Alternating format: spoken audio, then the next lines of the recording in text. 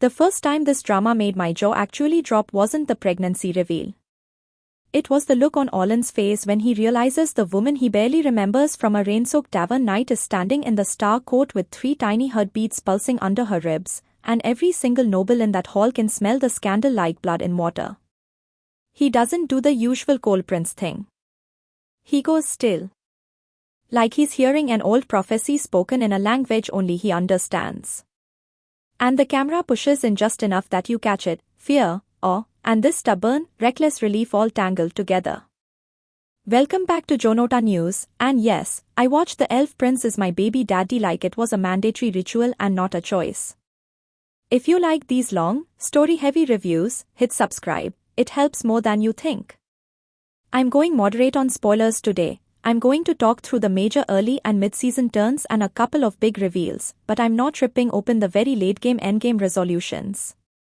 This is a 2026 fantasy romance that knows exactly what kind of premise it's selling, and then it does the funniest thing possible, it takes that premise seriously. Not serious as in grimdark misery, but serious as in emotionally consistent. Lyra isn't a walking trope machine, and Olin isn't just a pretty face with a title.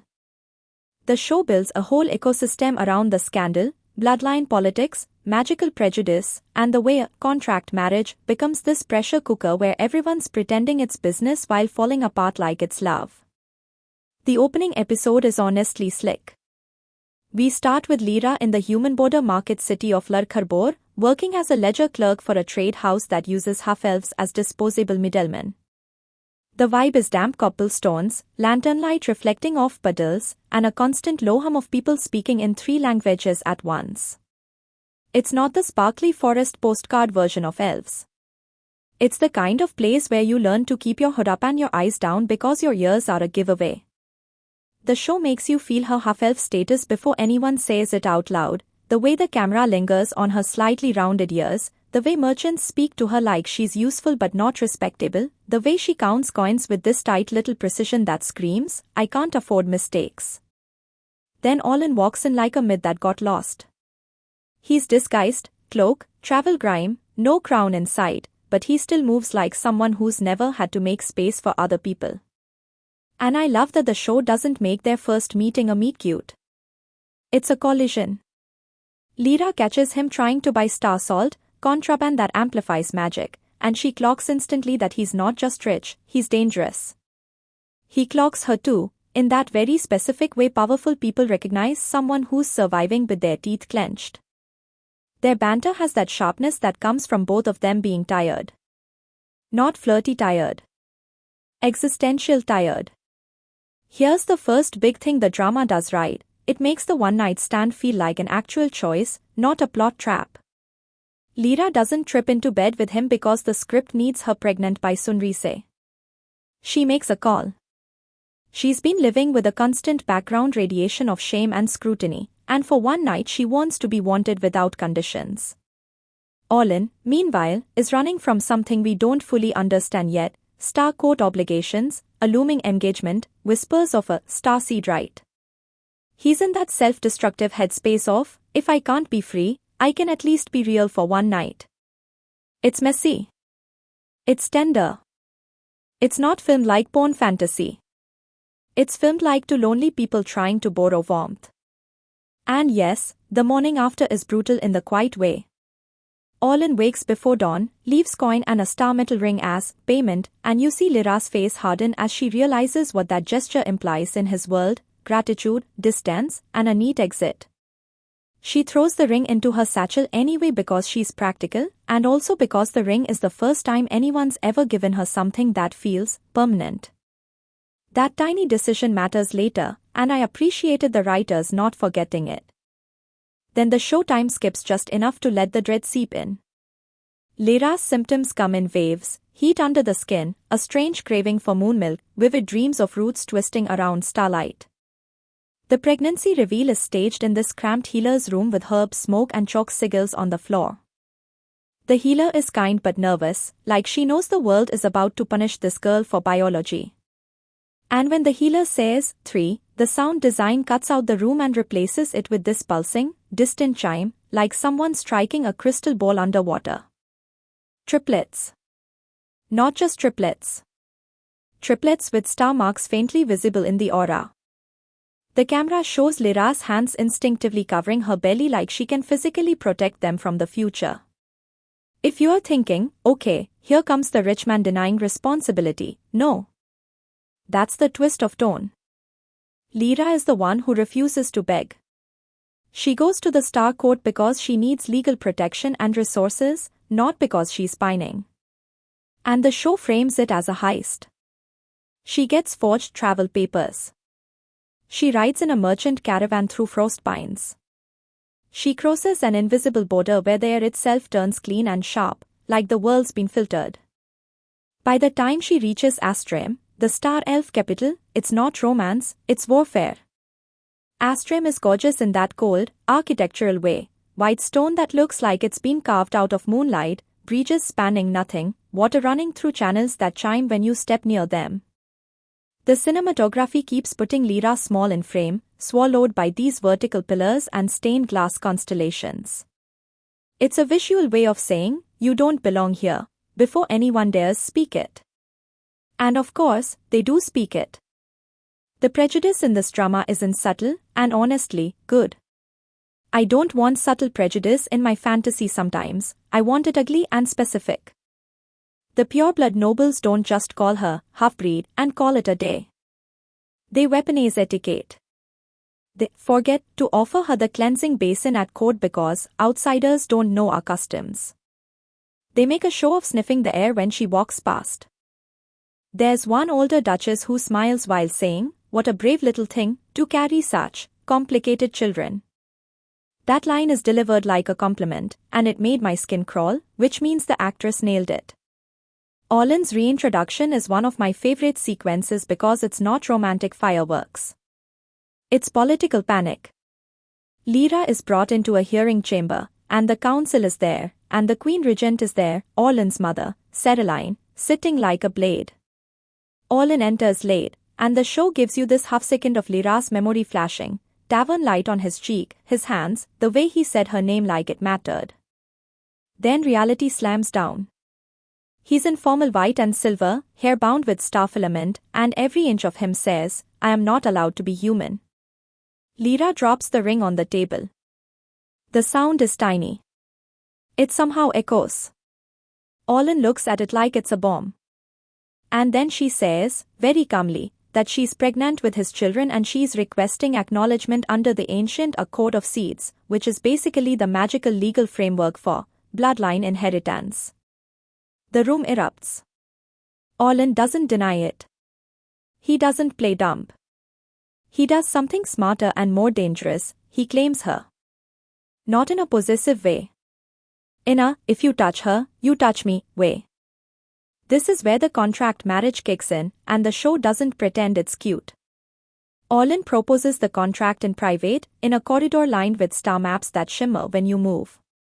He tells her plainly, the court will try to strip her of the children the moment they're born because star-blooded heirs are state property in this world. A marriage gives her standing. It gives him control of the narrative. Lyra's response isn't romantic either. She asks what the contract gives her specifically: housing, protection, medical care, and, crucially, the right to refuse magical binding rituals.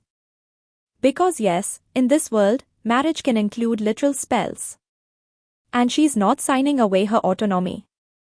I loved Lyra here. She's not sassy for applause.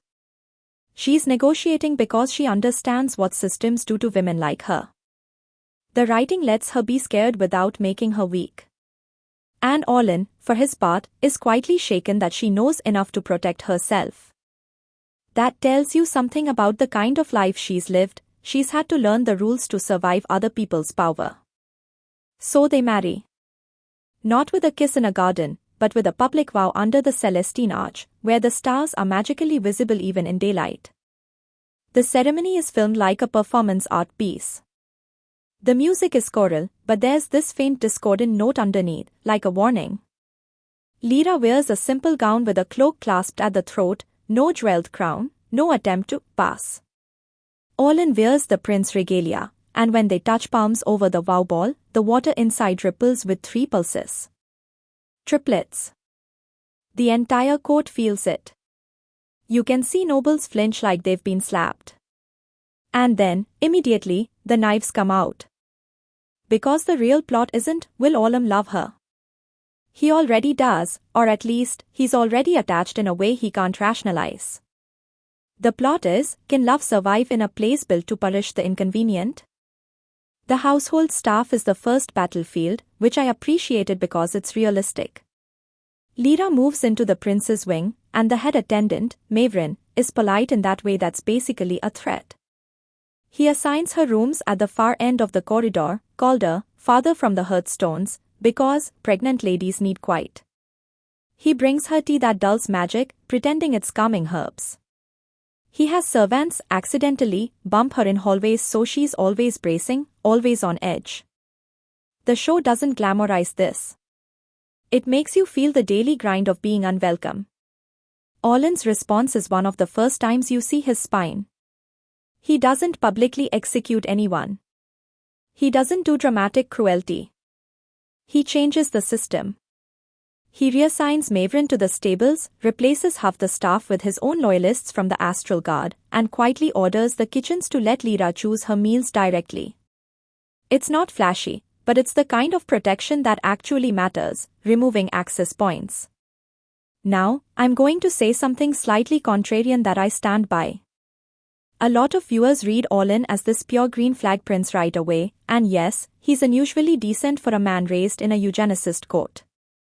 But the show also makes it clear he's part of the machine.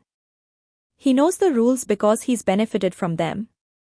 The contract marriage is protective, but it's also a way to keep the children under his name. When he says, "This is the only way," I believe he believes it. But I also hear the centuries of Star Court propaganda talking through him. The drama is better when you let him be complicated, because then his growth actually means something. Their relationship develops through friction, not fluff. They set boundaries. Lyra insists on sleeping separately at first, and Olen respects it, but you can tell it physically hurts him to leave her alone in that hostile palace. There's a scene where he stands outside her door at night, hearing her throw up, and he doesn't enter because he promised he wouldn't. He just leans his forehead against the wood like a man praying. No dialogue. Just the soft sound of his breath and the distant palace fountains. That's acting. That's restraint. Speaking of acting, the casting is ridiculously on point.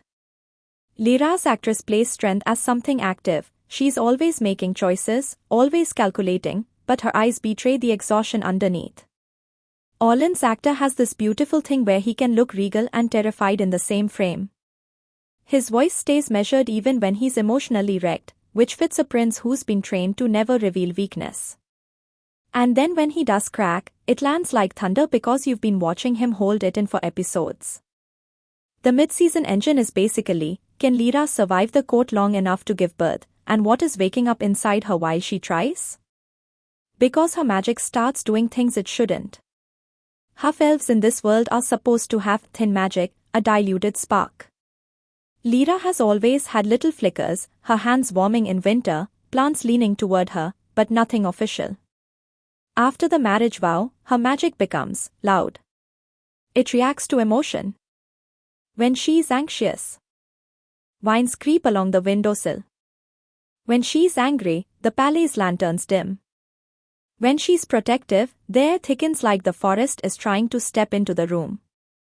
There's this delicious irony. The Star Court thinks she's unworthy, but the palace itself starts responding to her like she belongs.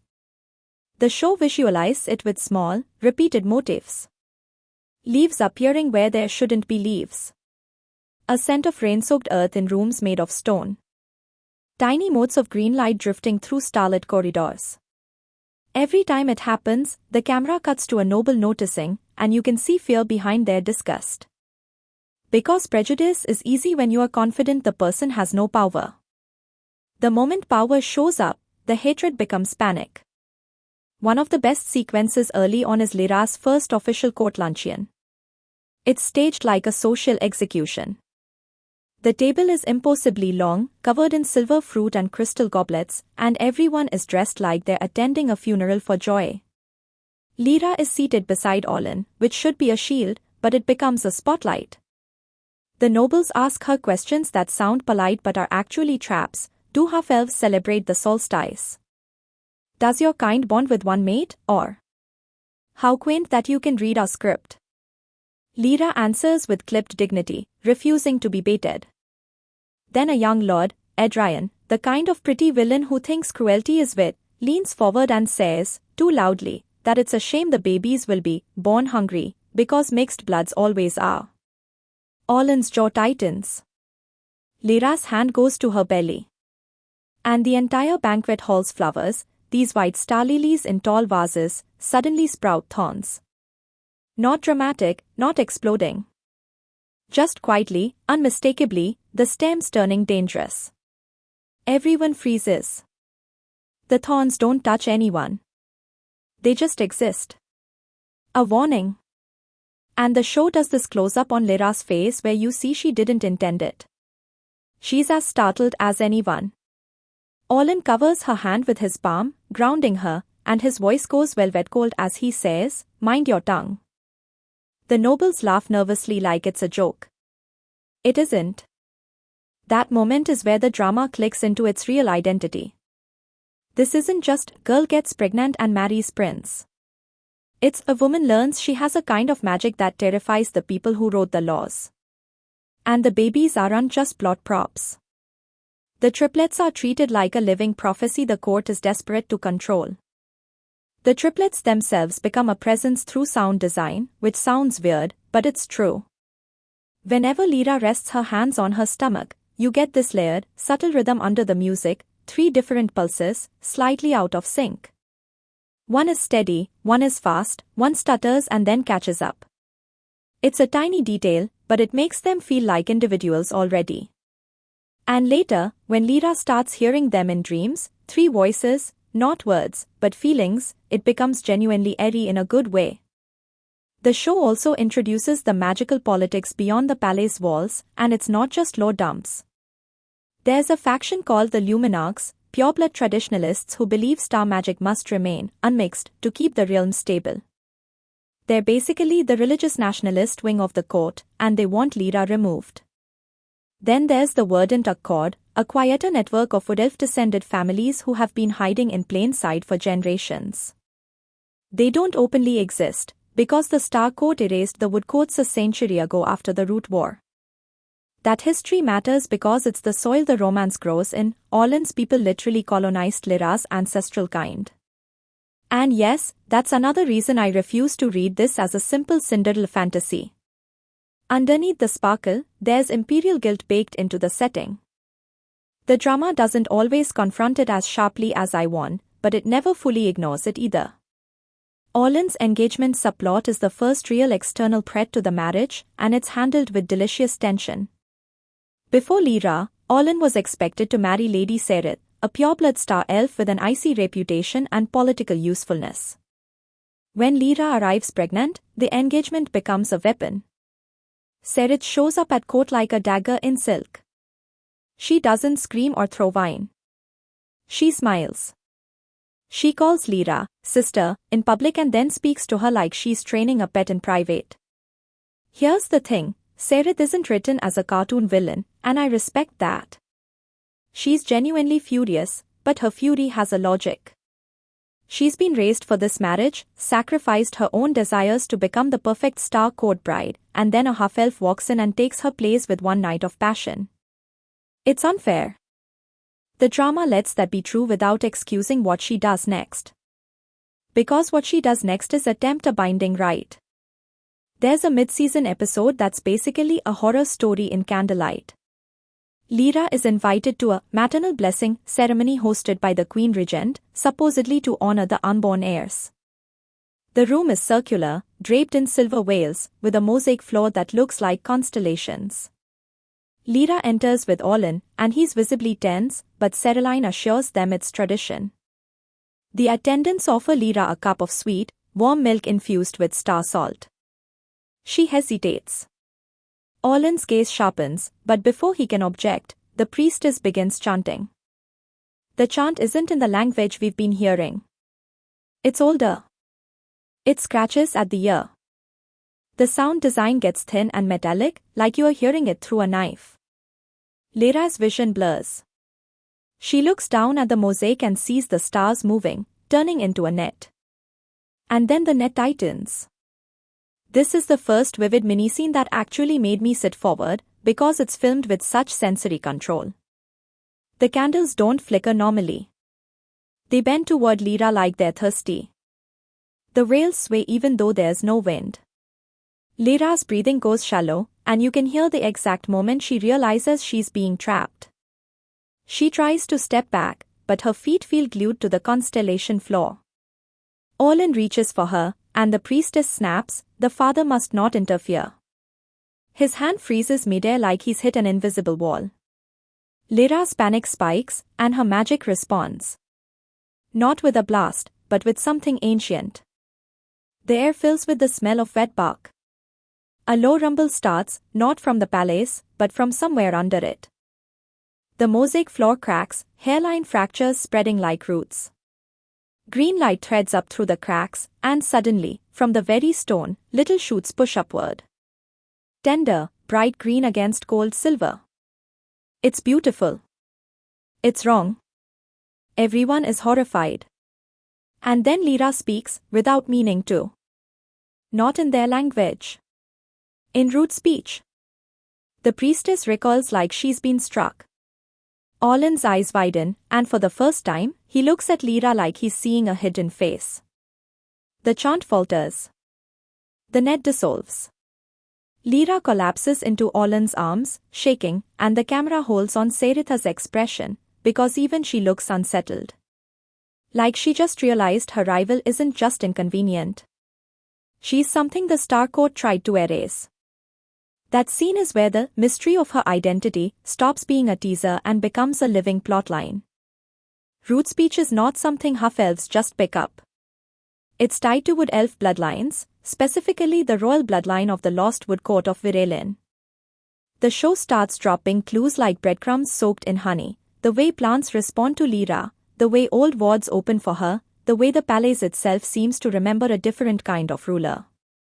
Orlan's reaction afterward is complicated, and again, that's why I like him.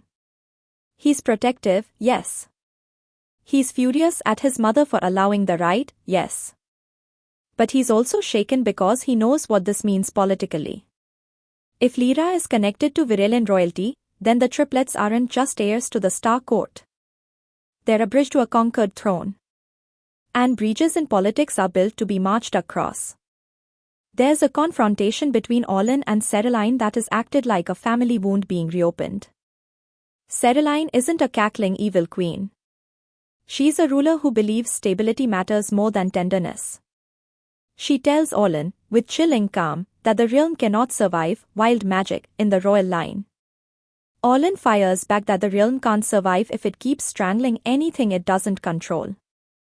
And you see the tragedy. Cereline loves her son, but she loves her power more, and she cannot imagine those two things ever being in conflict. That's the kind of villainy that feels real. And then Orlan does something that, in any other drama, would be romantic fluff, but here it lands as a political act. He moves Lyra out of the main palace and into the old greenhouse wing, an abandoned conservatory built generations ago before the Root War, filled with dead vines and broken glass domes. Everyone thinks it's a downgrade. It's cold. It's forgotten. Orlan frames it as privacy. But the subtext is clear, he's relocating her to a place where her magic can breathe. The greenhouse wing becomes the show's most beautiful set. The cinematography shifts here, warmer, greener, more intimate. Light filters through dusty glass, casting constellations of shadows. When Lyra first walks in, she runs her fingers along a dried vine and whispers something under her breath. The vine trembles. Not much, just enough. It's like the building is waking up. This is also where their relationship starts becoming genuinely domestic in small, devastating ways. Orlan brings her books, not as education, but as comfort. He learns her cravings and shows up with moonmilk warm just right.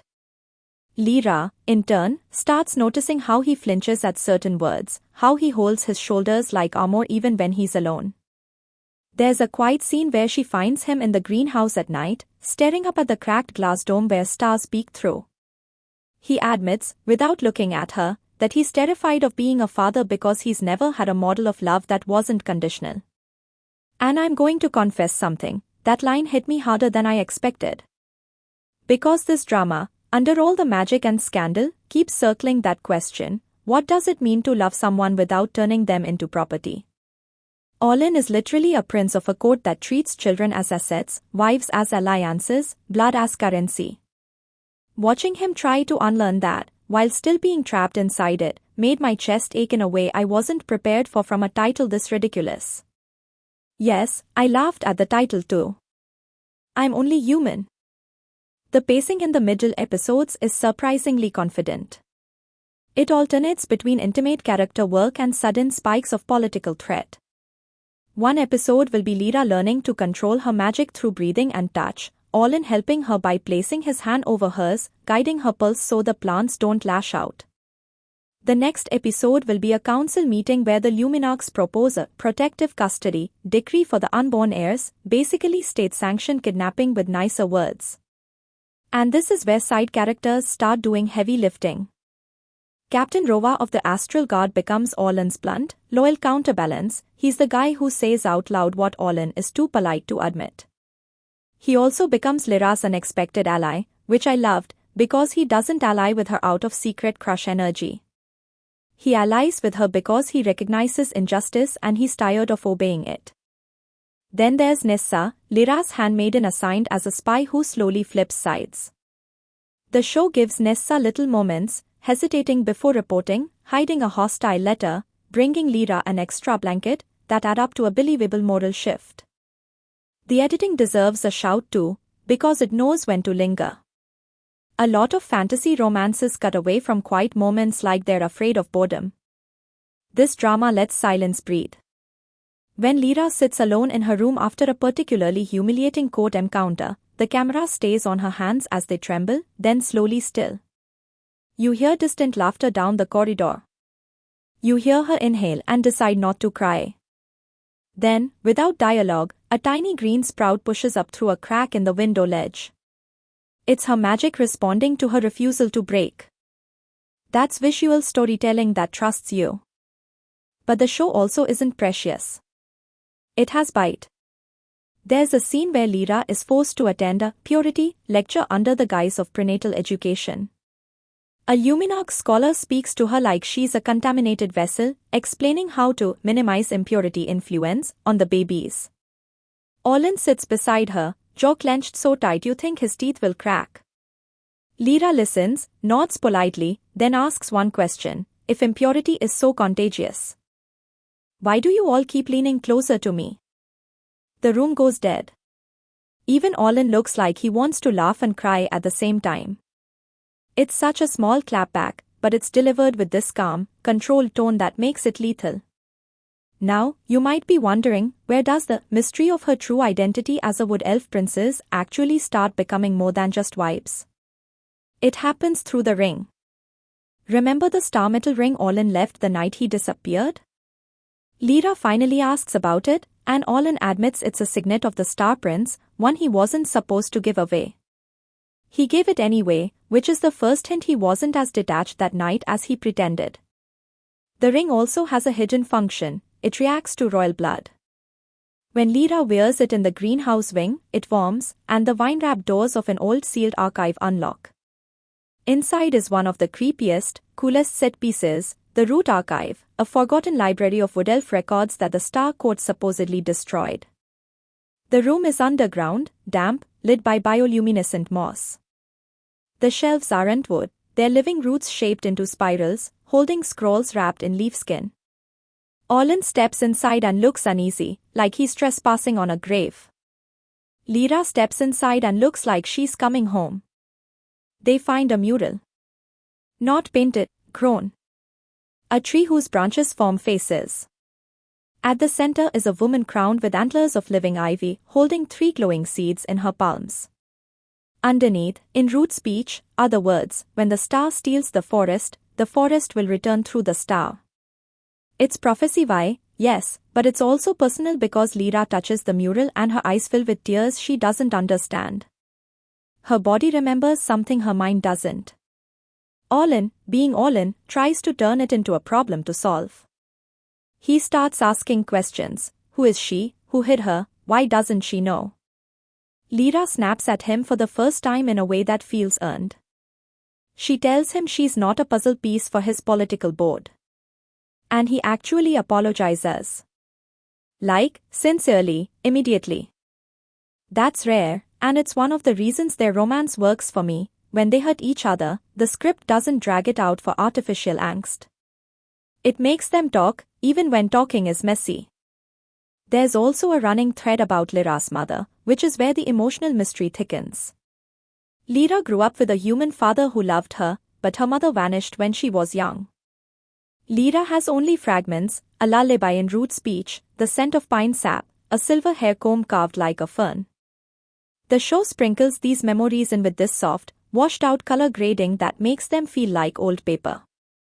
When Lyra enters the root archive, she hears that lullaby again, faint, like it's coming from the walls. And here's a rehook that the show nails. Why would a half-elf raised in a border city have a lullaby from a royal bloodline that was supposedly wiped out? Somebody lied. Somebody hid her. And if somebody hid her, somebody was afraid of what she could become. As the episodes roll on, the stakes escalate in a way that feels organic. Lyra's pregnancy becomes more dangerous because the triplets are drawing on her magic. She starts getting these moments of dizziness where the world tilts and she sees 2 layers at once, the palace as it is, and the palace as it was, covered in vines and wood elf carvings. The healer, Master Ilion, who is one of those quiet, morally flexible court doctors, warns Olin that Lyra's body is acting like a conduit for something old. He suggests a stabilizing ritual that would bind her magic to Olin's star magic, essentially making him an anchor. And this is where consent becomes a real theme. Olin refuses to force it. The court pressures him to take control, to claim his right as husband and prince. Lyra is terrified of being bound, because binding in this world is not metaphor. It can change who you are. But she's also terrified of losing the babies. The drama puts them in an impossible choice and lets them sit in it. The scene where they finally discuss the binding is written with so much care. They're in the greenhouse, rain tapping the cracked glass above them, plants swaying gently like they're listening. Olin sits on the floor, not on a throne-like chair, which matters. Lyra stands at first, pacing. He tells her he wants her alive more than he wants the heirs. He says it plainly, no poetic nonsense. Lyra stops pacing. She looks at him like she's testing whether she can trust words in a world that uses words as chains. Then she asks him, "If I say no, will you still stand between me and them?" He answers, "Yes." No pause. No bargaining. That's the moment I started rooting for him without reservation, even while still side-eyeing the privilege. Because it's one thing to be nice. It's another to choose defiance when obedience would be easier. Of course, the court doesn't just sit back. The Luminarchs try a different tactic. They target Lyra's legitimacy. They spread rumors that she seduced Olin with forest witchcraft. They accuse her of faking the pregnancy. They even bring in a so-called seer to verify the babies, which is basically an excuse to probe Lyra's body with magic in front of a crowd.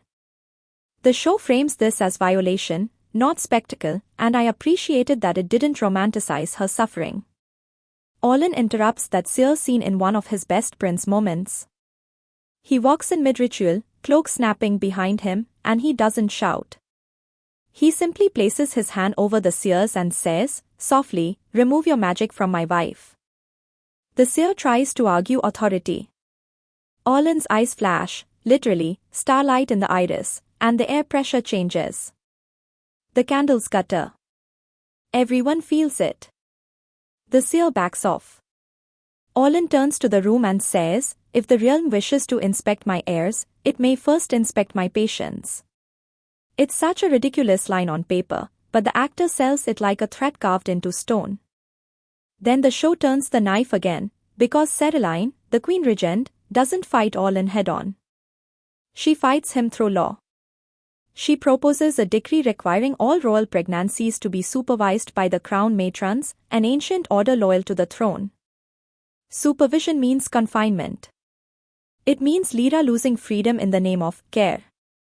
Orlin is outvoted in council. And Lyra hears about it not from him, but from a servant gossiping in the corridor. Which is one of those small writing decisions that makes the pain feel real. Of course she'd hear it like that. Of course the palace would humiliate her with information as casually as it humiliates her with words. Lyra confronts Orlin, and this is where their first real fight explodes. She accuses him of underestimating how vicious the court is. She accuses him of thinking his love is enough when love doesn't cancel laws.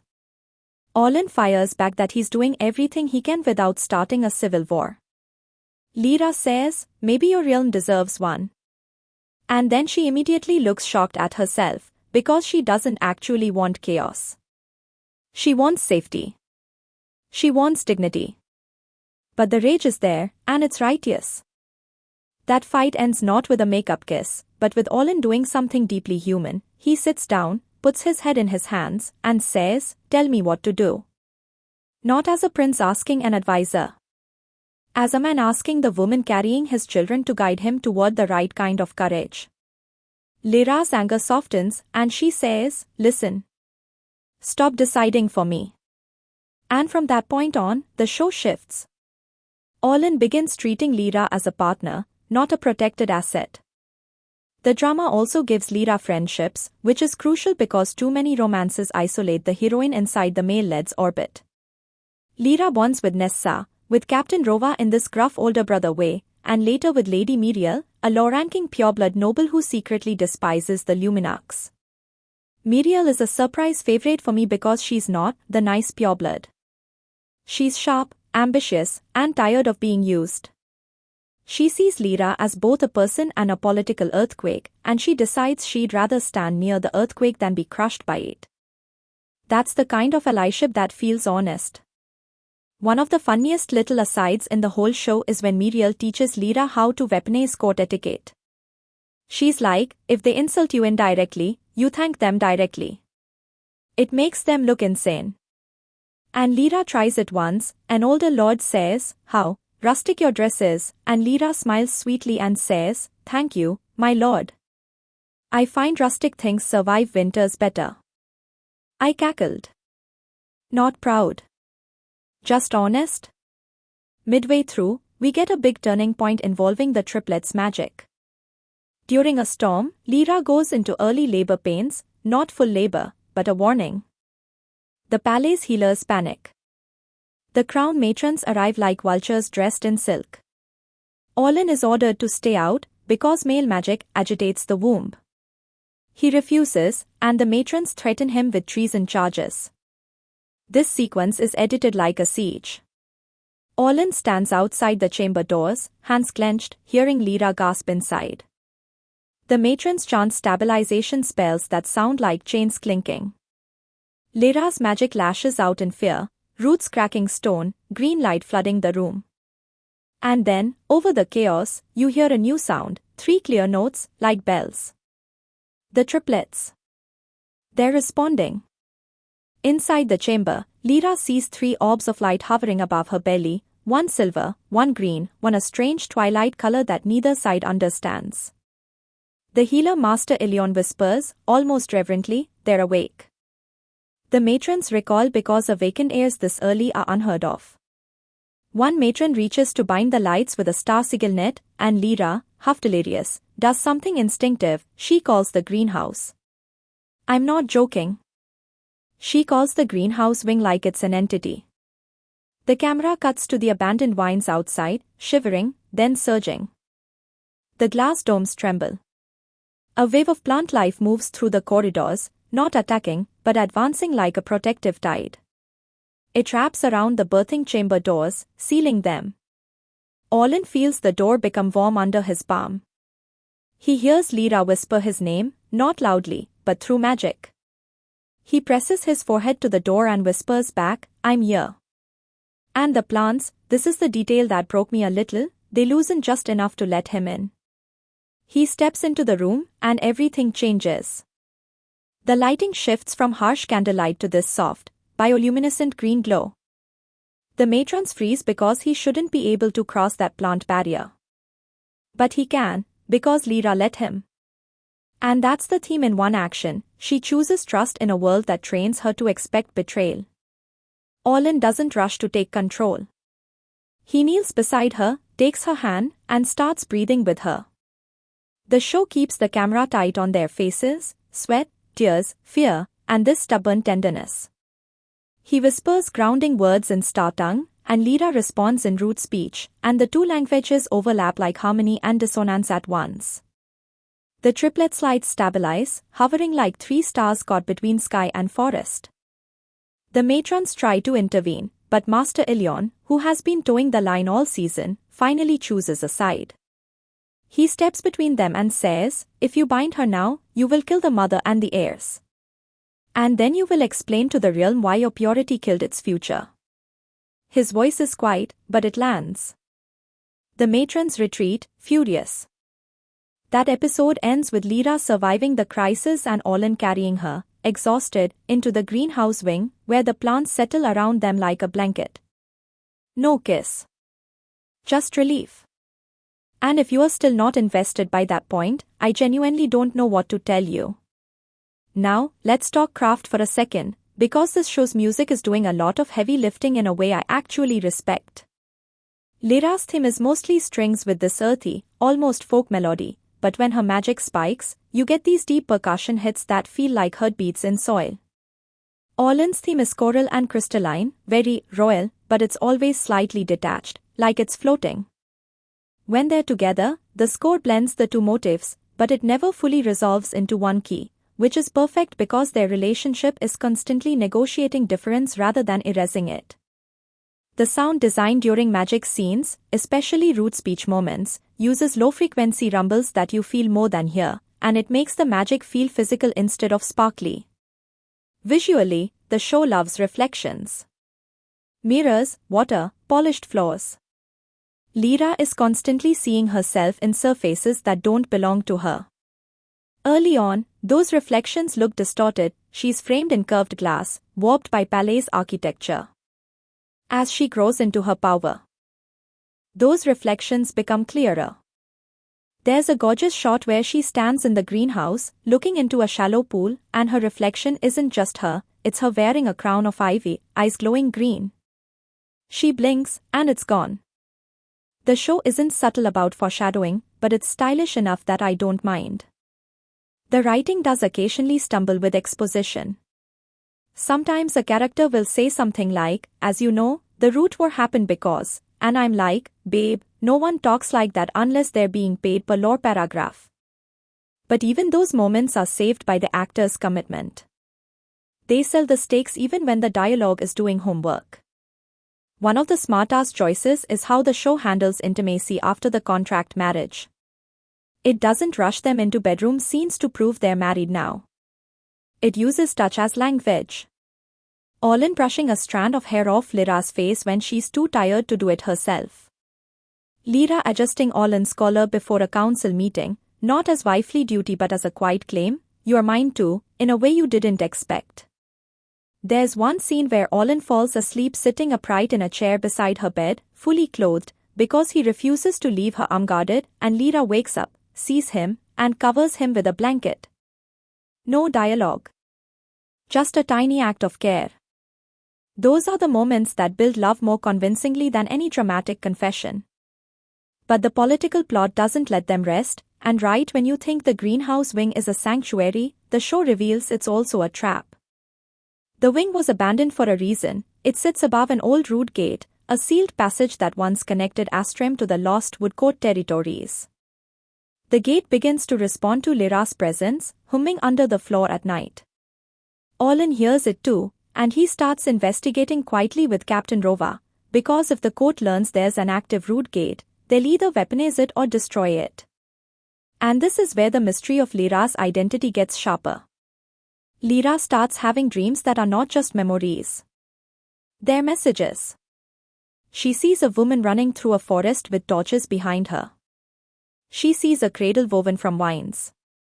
She hears someone say, in rude speech, hide the seed where the star cannot reach. She wakes with her hands glowing green, and the triplets' pulses syncing with her heartbeat. There's a scene that's almost too intimate, where Lyra finally tells Olin about her mother's lullaby. She hums it softly, hesitant, like she's afraid to be laughed at. Olin's face changes instantly. He recognizes it. Not because he grew up hearing it, but because he grew up being taught to fear it. He tells her it's the Song of Virelin, an outlawed royal melody that only the woodcourt used in naming rituals. The moment he says, royal, Lyra laughs once, sharp and disbelieving, like it's absurd. Then she stops laughing because Olin isn't joking.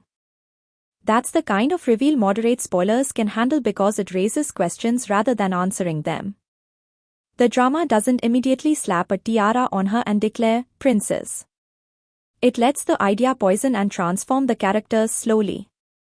Lyra doesn't want a royal identity. She wants a safe life for her children. The possibility that she's connected to a lost throne feels less like a gift and more like a target being painted on her back. And trust me, the court feels that target too. The last chunk I want to cover in this stretch is the assassination attempt, because it's the moment the show stops being palais bullying and becomes lethal. It happens during a public festival, the Night of Falling Stars, when lanterns are released over the palace lake. Olin thinks it's safe because the entire court is present, too many eyes for anyone to act. Lyra is finally persuaded to attend because she wants to show the realm she isn't hiding. She wears a cloak lined with green embroidery that Nessa secretly stitched into a protective sigil. It's subtle, but it's there, like armor disguised as beauty.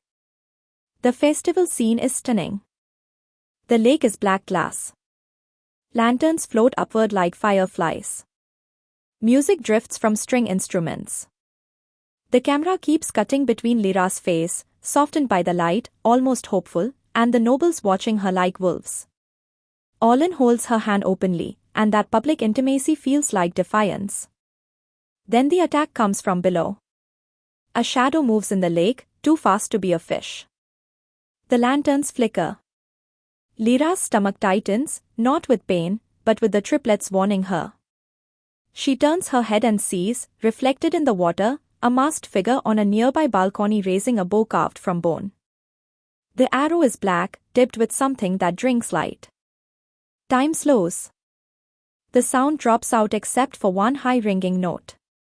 Olin is mid-sentence, smiling at her, actually smiling, and he doesn't see it. Lyra does what she's been learning to do all season, she chooses. She shoves Olin sideways and throws up her hand, not thinking, just protecting.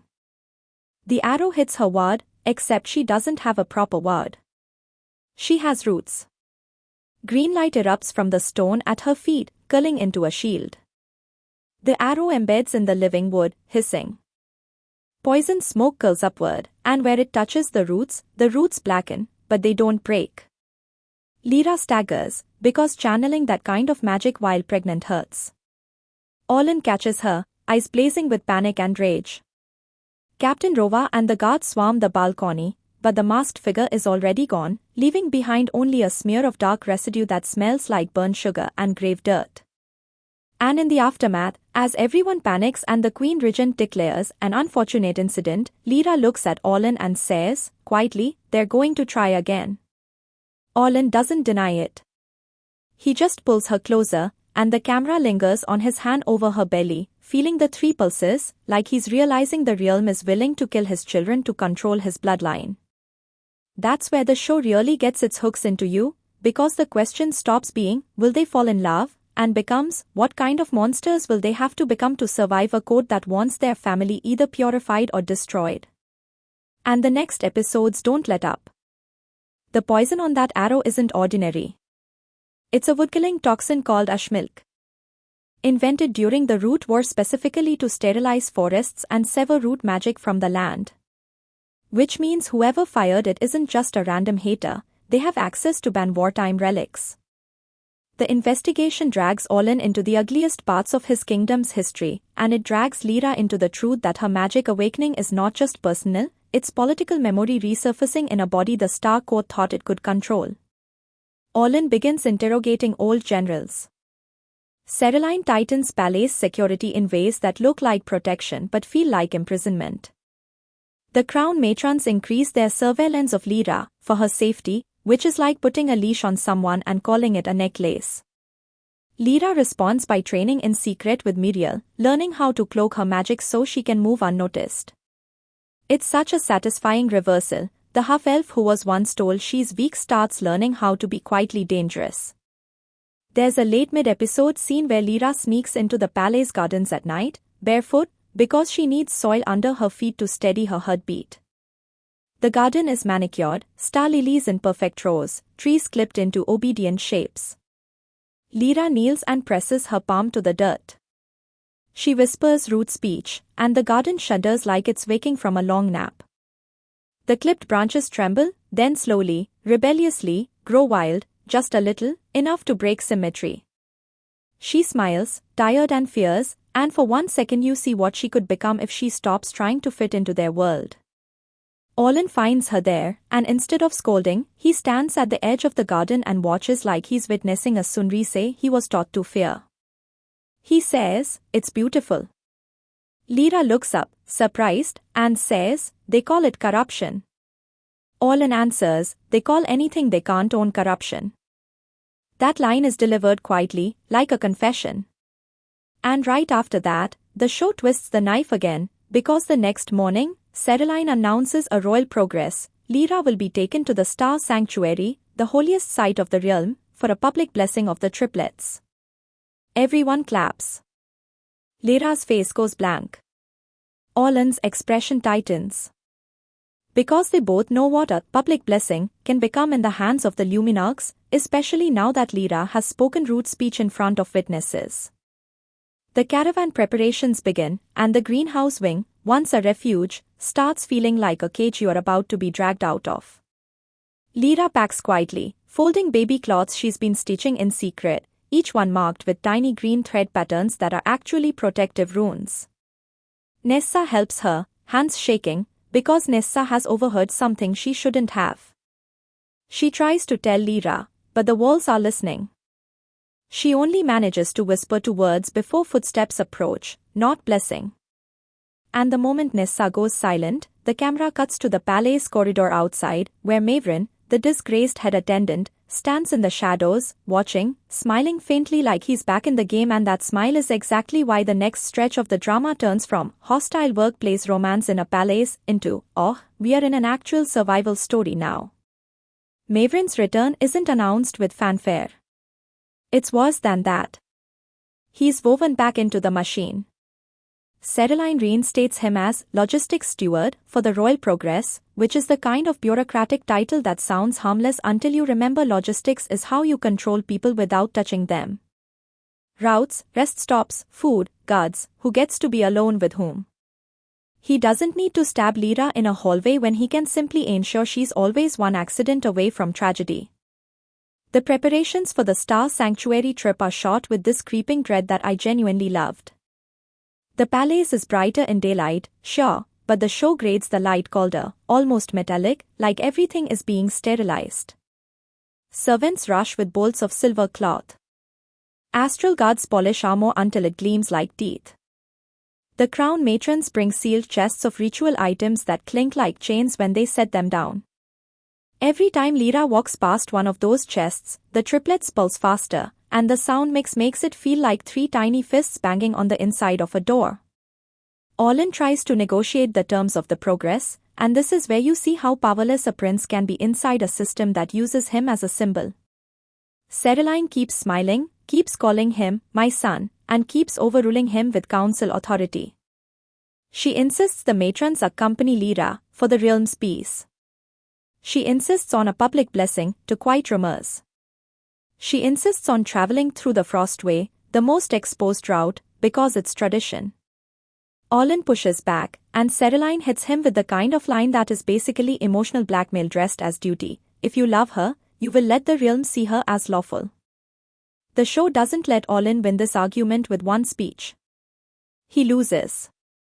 He just loses more elegantly than most people would. And Lyra, to her credit, doesn't crumble. She agrees to go, but she changes the battlefield. She quietly asks Captain Rova to assign two guards she can trust, not court loyalists. Rova pretends to grumble and then does it, because Rova is the type who acts like loyalty is annoying but keeps doing it anyway. Lyra also asks Muriel for help reading the political temperature, and Muriel gives her a truth that lands like a slap: they don't want you blessed. They want you seen. If they can't control you in private anymore, they'll control you in public. What I adore is that the drama doesn't pretend Lyra can outpolitic everyone overnight. Her strength is not that she becomes instantly savvy like she's downloading a royal survival manual. Her strength is that she asks for help and stays honest about what she wants: autonomy for herself and safety for her children. That clarity becomes her compass, even when she's terrified. The night before they leave, we get one of those quiet, devastating scenes that feel like the reason people watch romance in the first place. Orlin finds Lyra in the greenhouse wing, sitting on the floor among potted saplings she's been coaxing back to life. She's folding tiny baby wraps, fingers moving automatically, and he can tell she hasn't slept. He sits beside her, close but not crowding. For a while they just listen to the rain tick against glass. Then Lyra says, without looking at him, "If something happens to me," and Orlin immediately says, "Don't." Not angry. Terrified. She keeps going anyway, because she has to. She tells him she wants the triplets to have names that aren't chosen by the court. Orlin swallows, like he's trying not to cry in front of her, and he says, "Tell me the names." Lyra hesitates, because naming is vulnerability, and she's been punished for vulnerability her whole life. But she says them anyway, softly, like a prayer: Aster, Rowan, and Lyra. Aster is the steady heartbeat. Rowan is the fast one. Lyra is the stuttering one who always catches up. The show doesn't over-explain it, it just lets the names settle between them like something real. Orlin repeats them quietly, and his voice breaks on the third name. He doesn't try to hide it. He just sits there, shoulders shaking once, then steadies. Lyra watches him like she's seeing what kind of father he might be if the world doesn't crush him first. That scene did something to me, I'll be honest. I've watched a lot of fantasy romances, and I'm not easy to move with "we named the babies" moments. They can be manipulative. Here, it worked because it felt earned. It felt like two people trying to create a small island of choice inside an ocean of coercion. And then the next morning, the island disappears under ceremony. The royal progress is a spectacle. Lyra rides in a carriage made of pale wood inlaid with star metal, which is a visual contradiction that becomes its own symbol: forest and star forced together. Orlin rides beside the carriage on a white stag-like mount, in full princely armor that gleams like he's wearing a constellation. The people of Astram line the streets, some curious, some reverent, some openly hostile. You can hear whispers: half-elf, witch, mother of airs, layered under the music like insects under bark. The show does this recurring shot of Lyra's hand resting on the carriage window frame, fingers tense. She keeps rubbing her thumb over a tiny notch in the wood. Later you realize she's counting breaths. She's anchoring herself through repetition, through control. Again, small character work that makes her feel real. The Frostway is where the world opens up, and the series gets to flex its landscape cinematography. The caravan moves through snow-dusted pines, across bridges over ravines filled with mist, past ancient standing stones carved with star sigils. The sound changes too: less Palais water chimes, more wind, more crunch of hooves. It's beautiful in that dangerous way where you keep thinking, if I slipped here, no one would hear me scream. That's the tone. The drama understands atmosphere. On the second night, they camp near a ruin, an old watchtower from the Root War. The guards set wards. The matrons set their own wards, which are different, colder, and they don't even pretend it's cooperative. Olin insists on staying in the carriage with Lyra, but the matrons demand proper separation to prevent male agitation. Olin almost explodes. Lyra stops him with a look. Not because she agrees, but because she's learned when to pick fights. She tells him, quietly, stay where you can see the toes. He obeys, jaw clenched, and the camera lingers on the way he hates obeying. That night, Nessa finally gets a chance to speak. She slips into Lyra's carriage with a basin of water and a towel, and her hands are shaking so badly she almost spills it. Lyra tells her to breathe. Nessa blurts out what she overheard. The blessing at the star sanctuary is actually a starseed alignment, a rite used to determine whether heirs are fit for the royal line. Fit, in this context, means pure enough. Nessa says the rite can be corrected, which is a polite way to say magically altered. Which is a polite way to say the court might attempt to strip the wood aspect out of the triplets' magic before they're even born. Lyra goes very still. The triplets' pulses spike. For a second, the carriage lantern dims, and you see green light flicker under Lyra's skin, like roots glowing beneath bark. She asks Nessa who told her. Nessa says Maewrin. Not directly, but she heard him speaking to the lead matron, Matron Velith, in the watchtower ruin while everyone was distracted.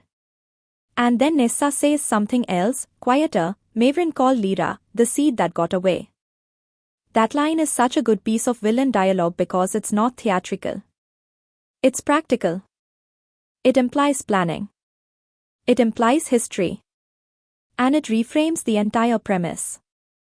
Lyra wasn't just an accident Olin made in a tavern. Somebody has been circling her life for a long time.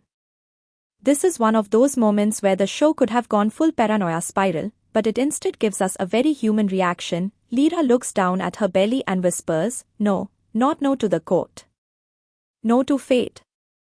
No to the idea that her children are an experiment. Olin, outside, hears something in her tone and steps closer to the carriage door. Lyra doesn't open it. She takes a second. Then she opens it and tells him everything.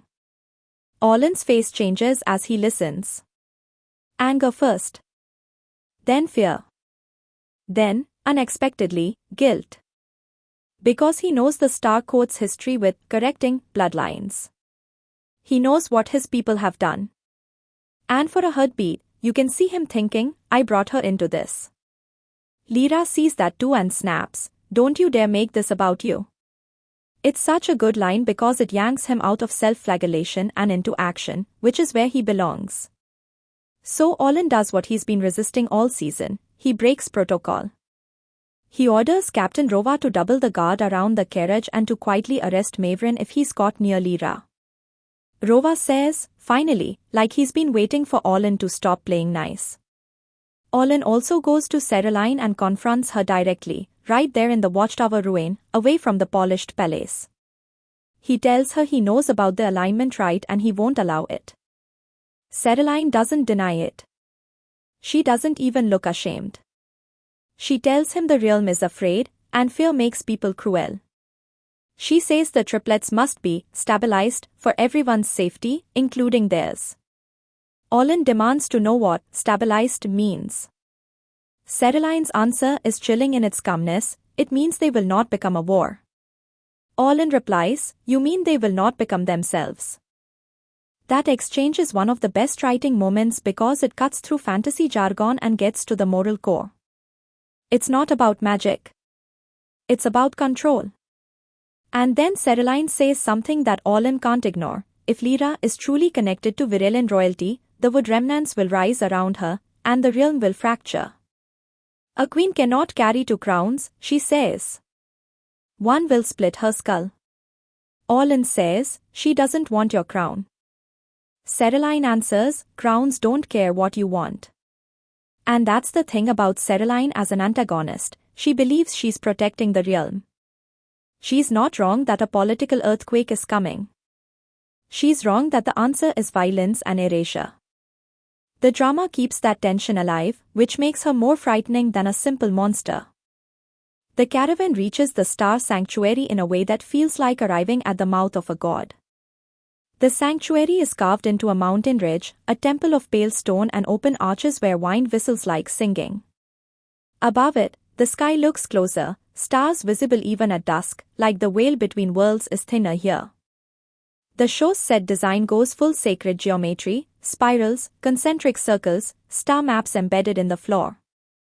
It's gorgeous, and it's oppressive because beauty can be used as a weapon. The sanctuary priests greet Caroline with reverence, then greet Olin as expected, then greet Lyra with that polite, brutal neutrality that screams, "We wish you weren't here." Lyra walks anyway, head high, because she's learned that dignity is a form of armor. And Olin stays half a step behind her instead of ahead. That blocking choice matters. It's him refusing to be her shield in a way that hides her. He stands with her. The starseed alignment is scheduled for dawn. Lyra is given a chamber to rest in, a room with no mirrors, no windows, just a skylight that shows the stars. The matrons insist on staying with her. Olin is barred from entering after midnight. He argues. They threaten. Caroline watches like a statue. Lyra tells Olin to go. He looks like he's going to break. She touches his cheek and says, "If you fight them at the door, they win inside." He inhales, nods, and leaves. The door shuts like a tomb. This is where the show turns into a slow-burn thriller, and the pacing is surprisingly tight. Lyra lies on the bed, unable to sleep.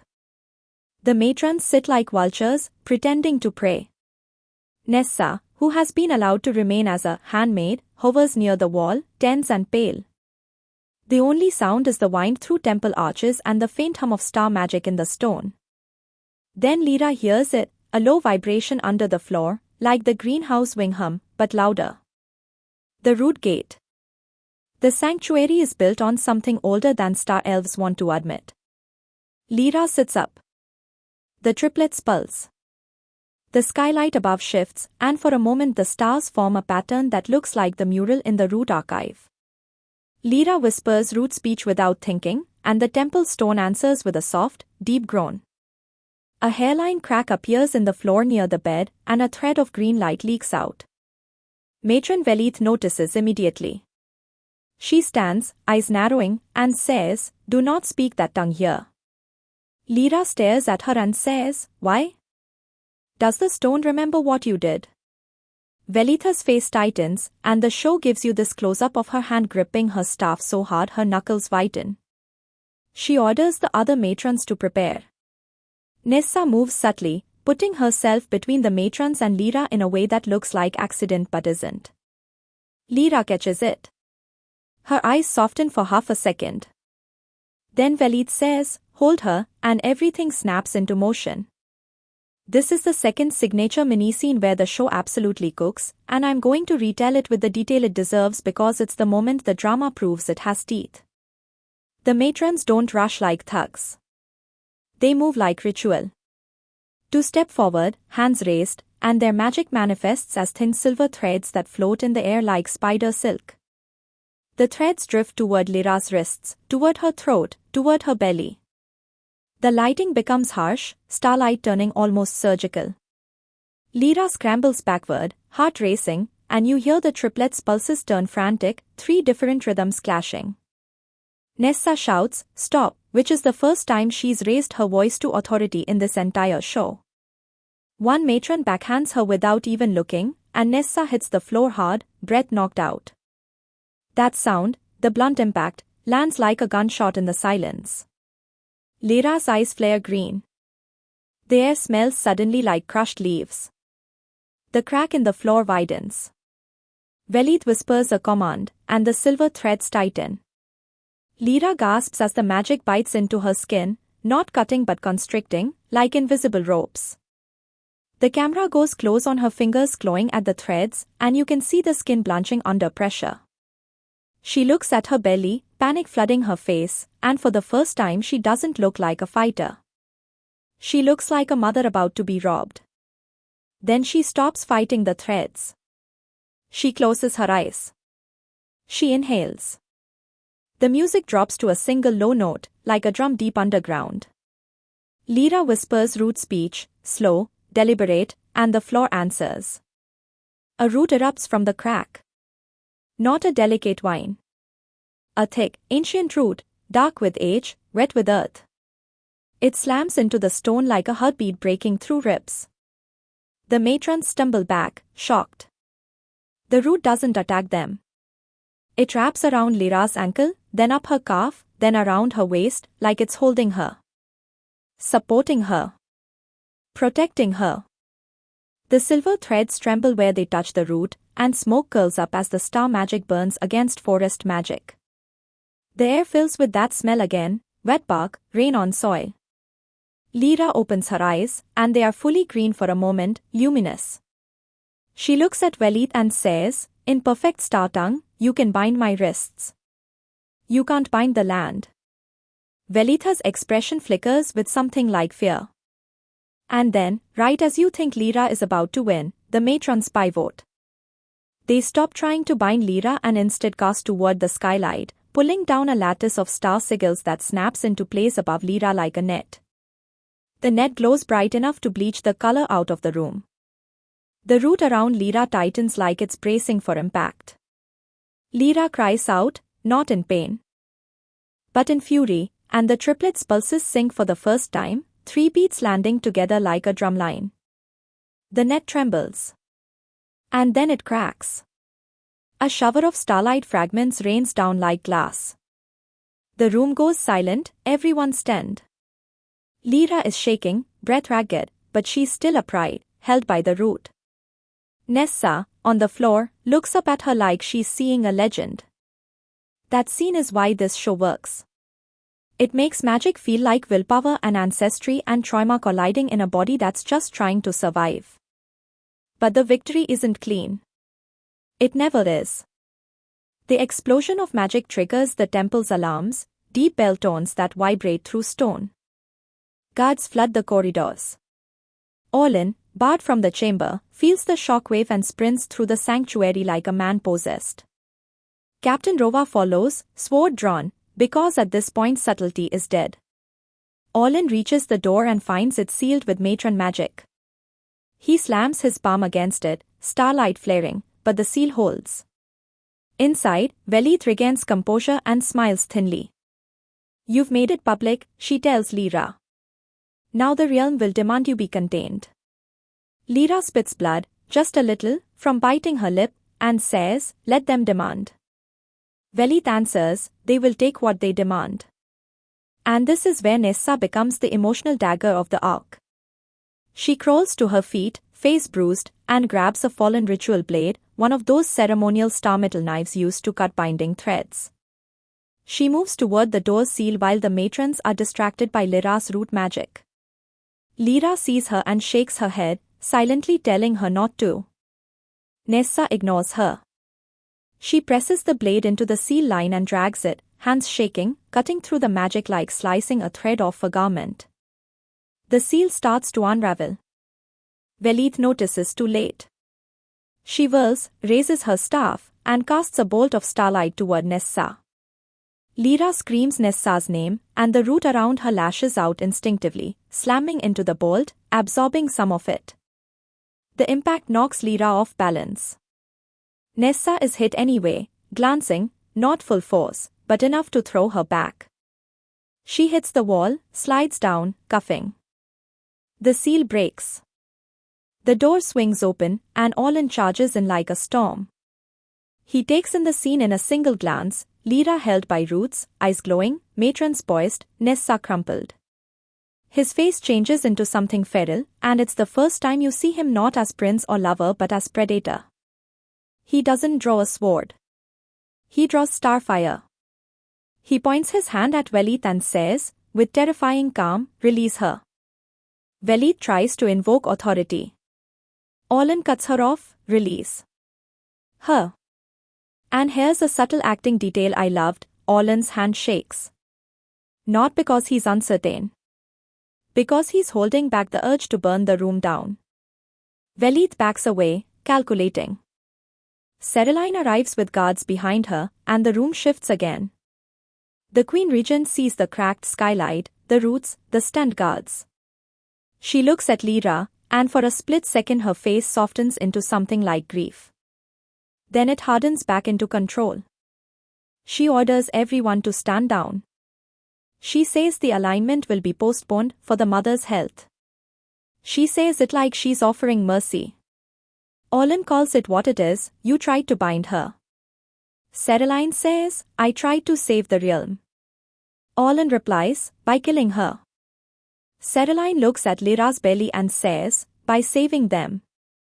Lyra, shaking, says, you don't get to save my children by destroying me. The way Lyra's actress delivers that line, hoarse, furious, exhausted, made me want to stand up and clap like a theater kid. It's not just a feminist mic drop, it's character truth. The sanctuary incident becomes public, of course. You can't crack a sacred skylight and sprout roots in a star temple and keep it quiet. Word spreads through Astram like wildfire. Some people see Lyra as a threat. Others see her as proof that the realm's history is not as clean as they've been told. And the drama gets really smart here by showing that public opinion isn't a monolith. Commoners in border villages, half-elves, and displaced forest folk start leaving offerings at roadside shrines, little bundles of leaves and star-shaped stones. They call her Green Star. The nobles call her Root Witch. Same woman, different fear. Olin and Lyra return to the palace under tighter surveillance than ever, but now the surveillance has a crack in it. The court can't pretend Lyra is powerless anymore. That changes the chessboard. Ceraline shifts tactics again, leaning into propaganda. She holds a public address praising Lyra's rare gift while implying it must be guided. That word guided becomes the new weapon. It's softer than bound, but it means the same thing. This is where the mystery of Lyra's identity starts moving from symbolism into evidence. Because after the sanctuary incident, the Root archive doors open wider. Lyra is drawn to it like a magnet. She goes down there with Olin and Miriel, and the archive responds to her presence with more than warmth. Scrolls unseal. More slides brighter. The mural tree's faces seem to shift, as if watching. They find a record hidden behind a living root that only moves for Lyra's touch. It's a birth record. It names a child of Virelian royalty born during the last days of the Root War, smuggled out under a star metal ring as a protection token. The name on the record is not Lyra. It's Elirith. And next to it is a symbol, 3 seeds beneath a star. The show doesn't immediately confirm everything in one "You are the princess" proclamation. It plays it like trauma surfacing. Lyra stares at the record and starts shaking, not because she's excited, but because her entire life tilts. Olin reads the names of the record's witnesses. One of them is Ceraline's own hand, from before she became regent. Olin goes cold. He looks at Lyra, then at the record, then at his mother's signature, and you can see the realization: Ceraline didn't just inherit this conflict. She helped write it. This is where I have another contrarian take that I think makes the show richer. It's easy to read Ceraline as pure villain at this point. But the way the actress plays her in the subsequent episodes suggests something else too. Ceraline is terrified of the past returning because she knows what she did. Not just politically, personally. When you watch her eyes flicker when Root speech is spoken. It's not just hatred. It's memory. And memory, for people like her, is the one thing they can't execute. The drama threads in flashback fragments, short, impressionistic sequences of the Root War, burning forests, Star Elf soldiers in silver armor, Wood Elf defenders moving like shadows among trees. In one fragment, you see a woman with antler-like ivy crown, Virelian's queen, handing a baby to someone cloaked in star regalia. The camera never shows the regalia wearer's face fully, but the posture, the hair, the ring, it's Ceraline. The implication is unavoidable. Ceraline helped smuggle the Wood Elf princess out. She saved her once. And now she's trying to control her. That contradiction is so juicy, and the show doesn't spoon-feed the moral. It lets you sit in the discomfort. The same hand that once protected may now imprison. And that's a very real kind of power dynamic in families and nations. The relationship between Lyra and Olin deepens in a way that isn't just more kisses. In fact, their physical intimacy remains surprisingly restrained for a drama with this title. When they do finally sleep together again, it's not filmed as fan service. It's filmed like a choice they make after long conversation, after fear, after agency is reaffirmed. Lyra asks Olin, explicitly, if he wants her or if he wants the heirs. Olin answers, I want you. Even if there were no heirs. Lyra says, say it again. He does. Only then does she pull him closer. The camera focuses on their hands, on the way Olin keeps checking her face like he's asking permission without words. That's craft. That's a director who understands that intimacy is communication, not conquest. And then the drama does the thing it's very good at, it gives you warmth and immediately reminds you the world is watching. Because the next morning, the crown matrons arrive with a new decree. Lyra is to be moved into the matron's wing for enhanced protection until birth. Olin objects. Caroline insists. The council backs her. And now Olin has to decide how far he's willing to go. If he defies the decree, he risks civil fracture. If he obeys, he risks losing Lyra's trust and possibly her life. This is where Olin stops being reactive and becomes strategic. He asks Miriel to gather allies in the lower houses. He asks Captain Rova to quietly prepare an escape route. He asks Master Elyon to research how to stabilize Lyra's magic without binding her. And he does the most emotionally risky thing of all, he tells Lyra the truth about the record and his mother's signature. Lyra takes it like a physical blow. She sits down hard, like her legs stop working. She whispers, your mother, and Olin says, I don't know why. Lyra's face closes, and for a moment you think she's going to shut him out completely. Then she asks, did you know? Olin says, no. Lyra looks into his eyes, searching for deception, and finds none. She nods once, sharp. Then she says, then you are going to help me get answers. It's not romantic. It's partnership forged in fire. The matron's wing is the palace's most suffocating set, and the production design nails it. It's all white stone, no plants, no color, windows high enough you can't see out. The air feels too clean, like a hospital. Lyra is moved there under guard, and the show frames it like incarceration. The matrons call it sanctuary. Lyra calls it a cage. The audience knows which one it is. Nessa, injured but alive, is barred from entering. Miriel is barred too. Olin is allowed limited visiting hours under supervision. The matrons insist on monitoring Lyra's magic.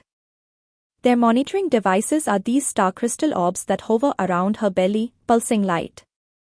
The orbs look pretty, but the way they follow her movements like eyes is unsettling as hell. Every time one floats closer, the triplets pulse defensively. Lyra starts sleeping with her hands on her belly like she's shielding them from the room itself. This is where Lyra's awakening accelerates. Cut off from soil, her magic starts doing weird things. The walls sweat moss at night. Tiny mushrooms sprout in cracks. The air fills with faint pollen that makes matrons sneeze. Yes, the show gives us a little humor even in captivity, and it's oddly satisfying watching these smug women lose composure because the room has allergies now. Lyra's body is becoming an ecosystem, and the matrons can't sterilize it without hurting her. Master Elyon visits to assess her health, and this is where his morally flexible character gets more interesting. Elyon has always been a survivor, loyal to the throne because that's how you keep your head. But now he's faced with a patient he can't treat through obedience. He tells Lyra quietly that the triplets are drawing from her deeper bloodline, and if she doesn't connect to living Earth soon, she could burn out, magic and body collapsing together. Lyra asks him if he's warning her as doctor or threatening her as court servant. Elyon pauses, then says, as a man who doesn't want to be remembered as the one who watched a mother die for politics. That line is important. It's not a full redemption. It's a crack in his cynicism. The actor plays it with this tired sincerity that makes you believe he's been carrying guilt for years. Orlin, meanwhile, is waging war with paperwork and alliances, which sounds boring but the show makes it tense. He holds private meetings with minor lords who have half-elf blood in their family trees. He bribes, threatens, pleads. He goes to the Astral Guard and secures loyalty from units that are more loyal to him than to Cereline. Captain Rova becomes his blade, Miriel becomes his diplomat, and Lyra becomes the symbol that's forcing everyone to choose a side. There's a scene where Orlin meets Sereth again, and I loved the complexity here. Sereth has been sidelined since the marriage, but she's not gone. She's been watching. Orlin approaches her in a moonlit corridor, and the camera frames them in reflection on a polished wall, like two versions of what the Star Court expects: pureblood prince, pureblood bride. Orlin asks her directly if she's aligned with the Luminarchs. Sereth laughs once, bitter, and says, "They would never let a woman like me hold power, Orlin. I'm just a pretty seal on a decree." Orlin says he needs her help, and Sereth's eyes narrow. She asks, "For her?" Orlin answers, "For the children. For the realm." Sereth replies, "You mean for your guilt?" Orlin doesn't deny it. And then Sereth surprises him. She agrees to help, but not out of kindness. Out of self-interest? If the Star Court collapses into Luminarch fanaticism, Sereth loses everything too. And she is too smart to die on someone else's altar. This is where the show earns its politics. It doesn't make allies pure. It makes them motivated. Sereth uses her access to uncover something. Matron Velith isn't just a matron. She's connected to a secret sect within the Luminarchs called the Pale Branch, a group that formed after the Root were to ensure wood magic never rises again. Their methods are surgical, not dramatic. They sterilize bloodlines, erase records, poison forests. The Ashmilk arrow wasn't an isolated assassination attempt. It was a message from an old war still being fought quietly. Orlin realizes that if Lyra gives birth under matron control, the Pale Branch will do whatever it takes to correct the heirs. He decides he can't let that happen. Lyra, inside the matron wing, feels the decision coming like thunder. The triplets begin pulsing in patterns that feel like urgency. She starts hearing Root speech not as words but as direction, like the land itself is whispering a path. And then the show drops one of its best tree hooks. The root gate under the greenhouse wing activates fully, and it responds to Lyra from across the palace. She feels it in her bones, like a door in the earth opening. The question becomes, can they reach it before the court seals it forever? The escape arc is where the drama's momentum goes insane, in a good way. Orlin can't simply storm the matron wing, that would be open rebellion. So he stages a distraction. He publicly challenges the Luminarchs in council over the legality of matron confinement, knowing they'll bait him into a spectacle. While the court gathers to watch the argument, Captain Rova and Miriel orchestrate a quieter movement, a shift change in guard rotation, a misfiled order that sends matron loyalists to the wrong corridor, a servant's cart placed just so. Meanwhile, inside the matron wing, Lyra plays her own game. She pretends to comply. She allows the star crystal orbs to monitor her. She even drinks the bland, calming tea they give her, but she doesn't swallow all of it. She spits it into a cloth later and uses it to dampen a ward line on the floor. Small, clever actions. Survival as craft. Nessa, barred from the wing, finds another way in.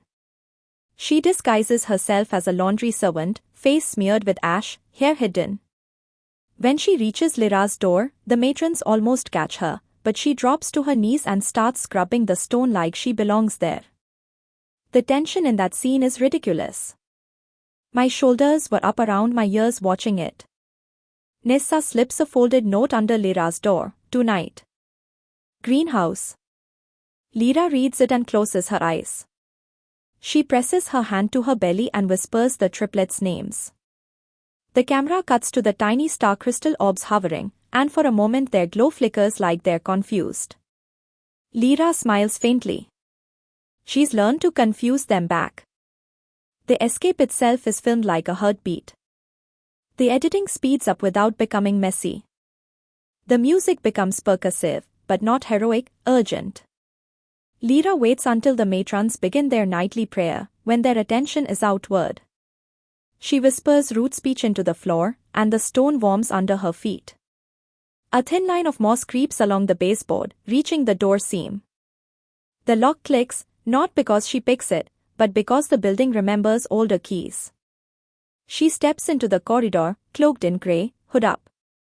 Nessa appears from the shadows, eyes wide. They move quickly, but Lyra is heavily pregnant, and the show doesn't pretend she can sprint like an action hero. She waddles fast, breath shallow, pain in her hips. Nessa supports her elbow. They turn a corner and nearly collide with a matron. The matron looks up, suspicious. Lyra lowers her head, trying to pass. The matron steps closer, reaching to pull back the hood. And then, in a moment that made me gasp, the corridor plants itself. A tiny sprout pops up between the stones at the matron's foot. She looks down reflexively. In that split second, Muriel appears, yes, Muriel, dressed in servant garb, and drops a tray of silver bowls. The bowls clatter loudly, echoing down the hall.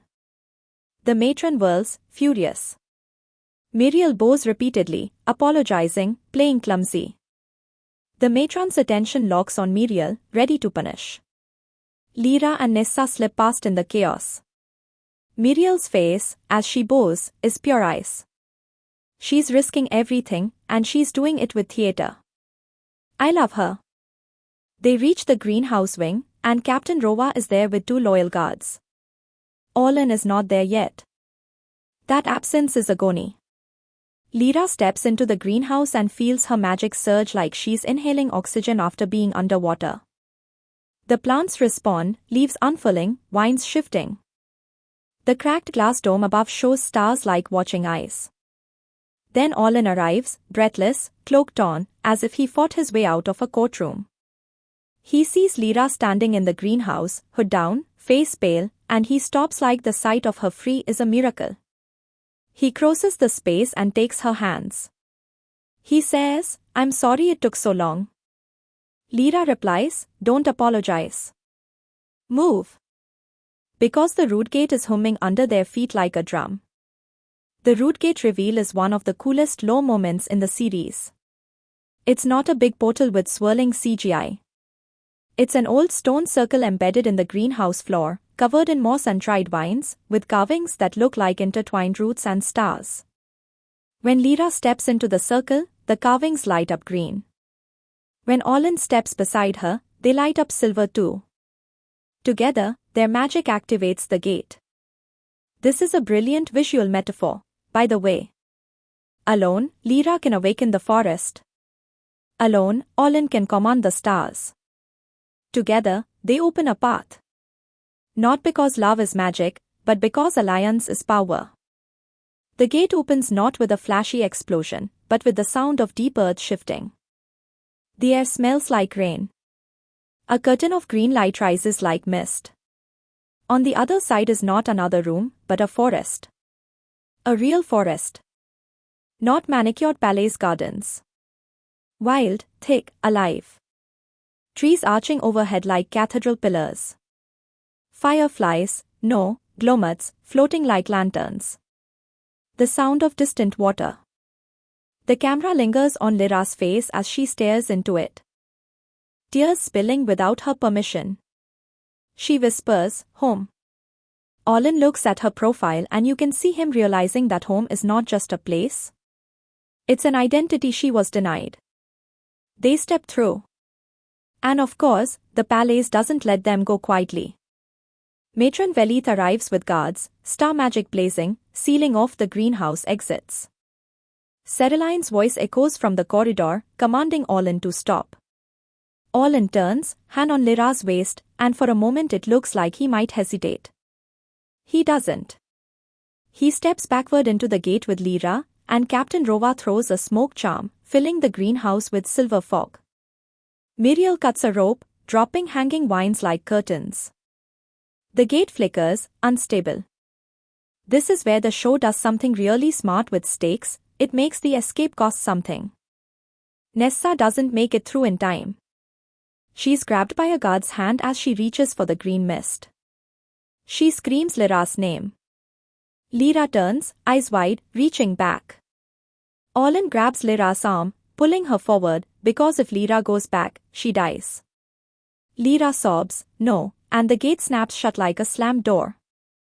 That moment wrecked me, and not in a cheap way. Nessa's arc earned that pain. She started as a spy and became a friend, and now she's paying for choosing the right side. The show doesn't linger on her suffering for spectacle, but it doesn't let you forget the consequence. Lyra collapses to her knees on the forest floor, shaking, and Olin kneels with her, holding her, whispering, "We'll get her back." Lyra's reply is raw, "Promise me." Olin says, "I swear it on the stars." Lyra says, "Stars lie." Olin flinches, because she's right. Then he says, "Then I swear it on you."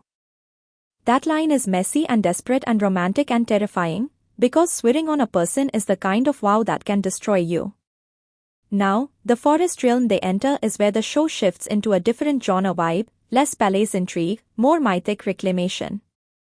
This is the territory of the Verdant Accord, the hidden Wood Elf descended network. They find Lyra and Olin quickly, because you don't open a rude gate without the forest noticing.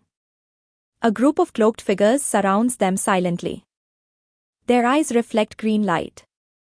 Their weapons are wood and bone, not metal. Olin tenses, ready to fight. Lyra lifts a hand, whispering rude speech, and the figures pause. One steps forward and lowers their hood. It's an older woman named Thalvain, face lined like bark, eyes sharp. She looks at Lyra and says, in rude speech, "Elirath." Lyra's breath catches. Olin looks between them, confused and wary. Lyra whispers, "That's not my name." Thalvain replies, "It was. Before they buried it." This is where the mystery of Lyra's identity becomes emotionally brutal. Thalvain doesn't treat Lyra like a lost princess returning to claim a throne. She treats her like a survivor who was stolen. She tells Lyra the truth the forest remembers: Virelin's royal line was not fully exterminated. A child was smuggled out as a last seed. The Verdant Accord has been waiting for that seed to sprout, not to restore monarchy for the sake of power, but to restore the land's right to exist without Starcourt domination. And Lyra's reaction isn't triumphant. It's grief. She says, "I had a father." Thalvain says, "And you were lucky." Lyra says, "I was lonely." Thalvain says, "And you were alive." The dialogue here is simple, but it lands because it's honest about what heritage means when it's been weaponized. Lyra doesn't get to choose whether she's royal, her blood made her political the moment she was born. Olin, meanwhile, is on foreign ground, literally and morally. The forest is alive around him in a way that makes him uncomfortable. His star magic flickers, not weaker, but uncertain, like it doesn't know how to behave here. There's a moment where a vine curls around his boot, not threatening, just curious, and Olin freezes like a man being touched by a ghost. Lyra notices and almost laughs through her tears. She tells him, "It's just saying hello." Olin, dead serious, says, "It has teeth." Lyra snorts. It's a tiny moment of levity, and I needed it because the tension is suffocating. The Verdant Accord takes them to a hidden settlement called Briar Hollow, built into the roots of massive ancient trees. Houses are grown, not built. Lanterns are fireflies in glass. The air smells like sap and smoke. It's gorgeous and humble, and it feels like a place that's been surviving quietly for a long time. Lyra walks through it like she's dreaming. People stare at her with reverence and fear, the way people stare at a symbol they've been waiting for. This is where Lyra's magical talent fully awakens in a way that's not just defensive. She begins training, not with spells, but with listening. Thalvain teaches her how to ground herself into the land without losing herself. It's a beautiful contrast to Starcourt magic, which is all about imposing order on energy. Root magic is reciprocal. You ask. You offer. You don't just take. There's a training scene by a river that is short like a baptism. Lyra kneels in shallow water, hands submerged, eyes closed. Thalwyn tells her to feel the current not as something to control but as something to join.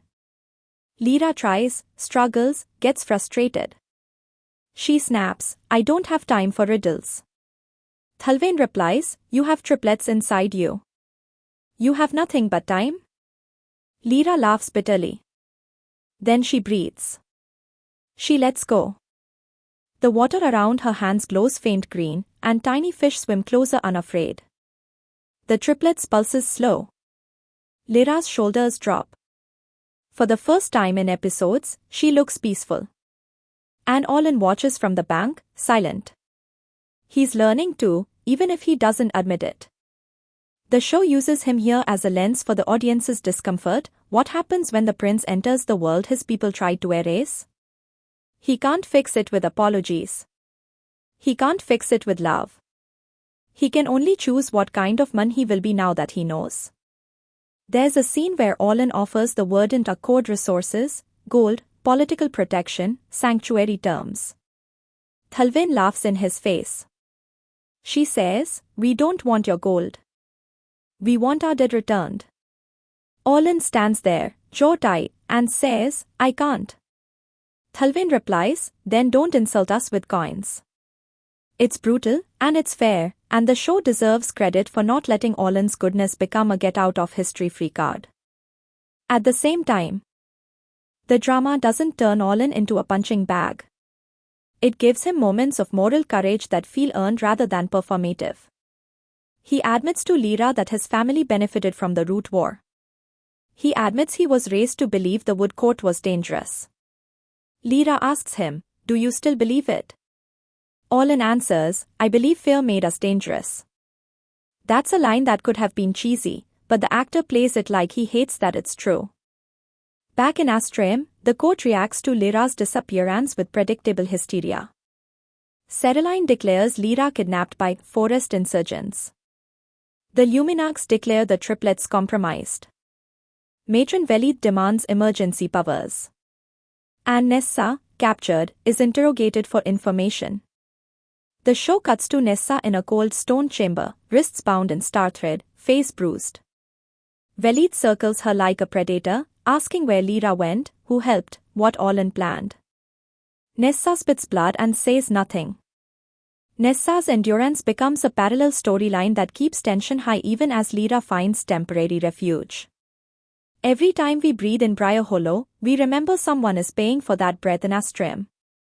It's effective storytelling because it refuses to let escape feel like victory. Meanwhile, Cereline and Olin's relationship fractures further. Olin is now officially in rebellion, even if he hasn't declared it. Cereline tries to control the narrative by announcing Olin has been bewitched by Lyra's root magic. It's a classic smear, and it's infuriating because it mirrors real-world racist and sexist propaganda so cleanly it hurts. The drama doesn't sugarcoat it. Olin becomes a cautionary tale, the prince who fell for impurity. And then the show throws in one of its nastiest political twists of the mid-late stretch. Cereline begins promoting a different heir candidate, a distant cousin named Prince Salen, as a stabilizing presence. Salen is everything Olin isn't, polished, obedient, charming in that empty way. He publicly condemns Olin's recklessness and calls for the triplets to be placed under state guardianship upon birth. Watching him speak, smiling, while advocating for what is essentially child theft, made me want to throw something at my screen. Compliment to the actor, because he plays Salen with that perfect, horrifying ease of someone who believes cruelty is just policy.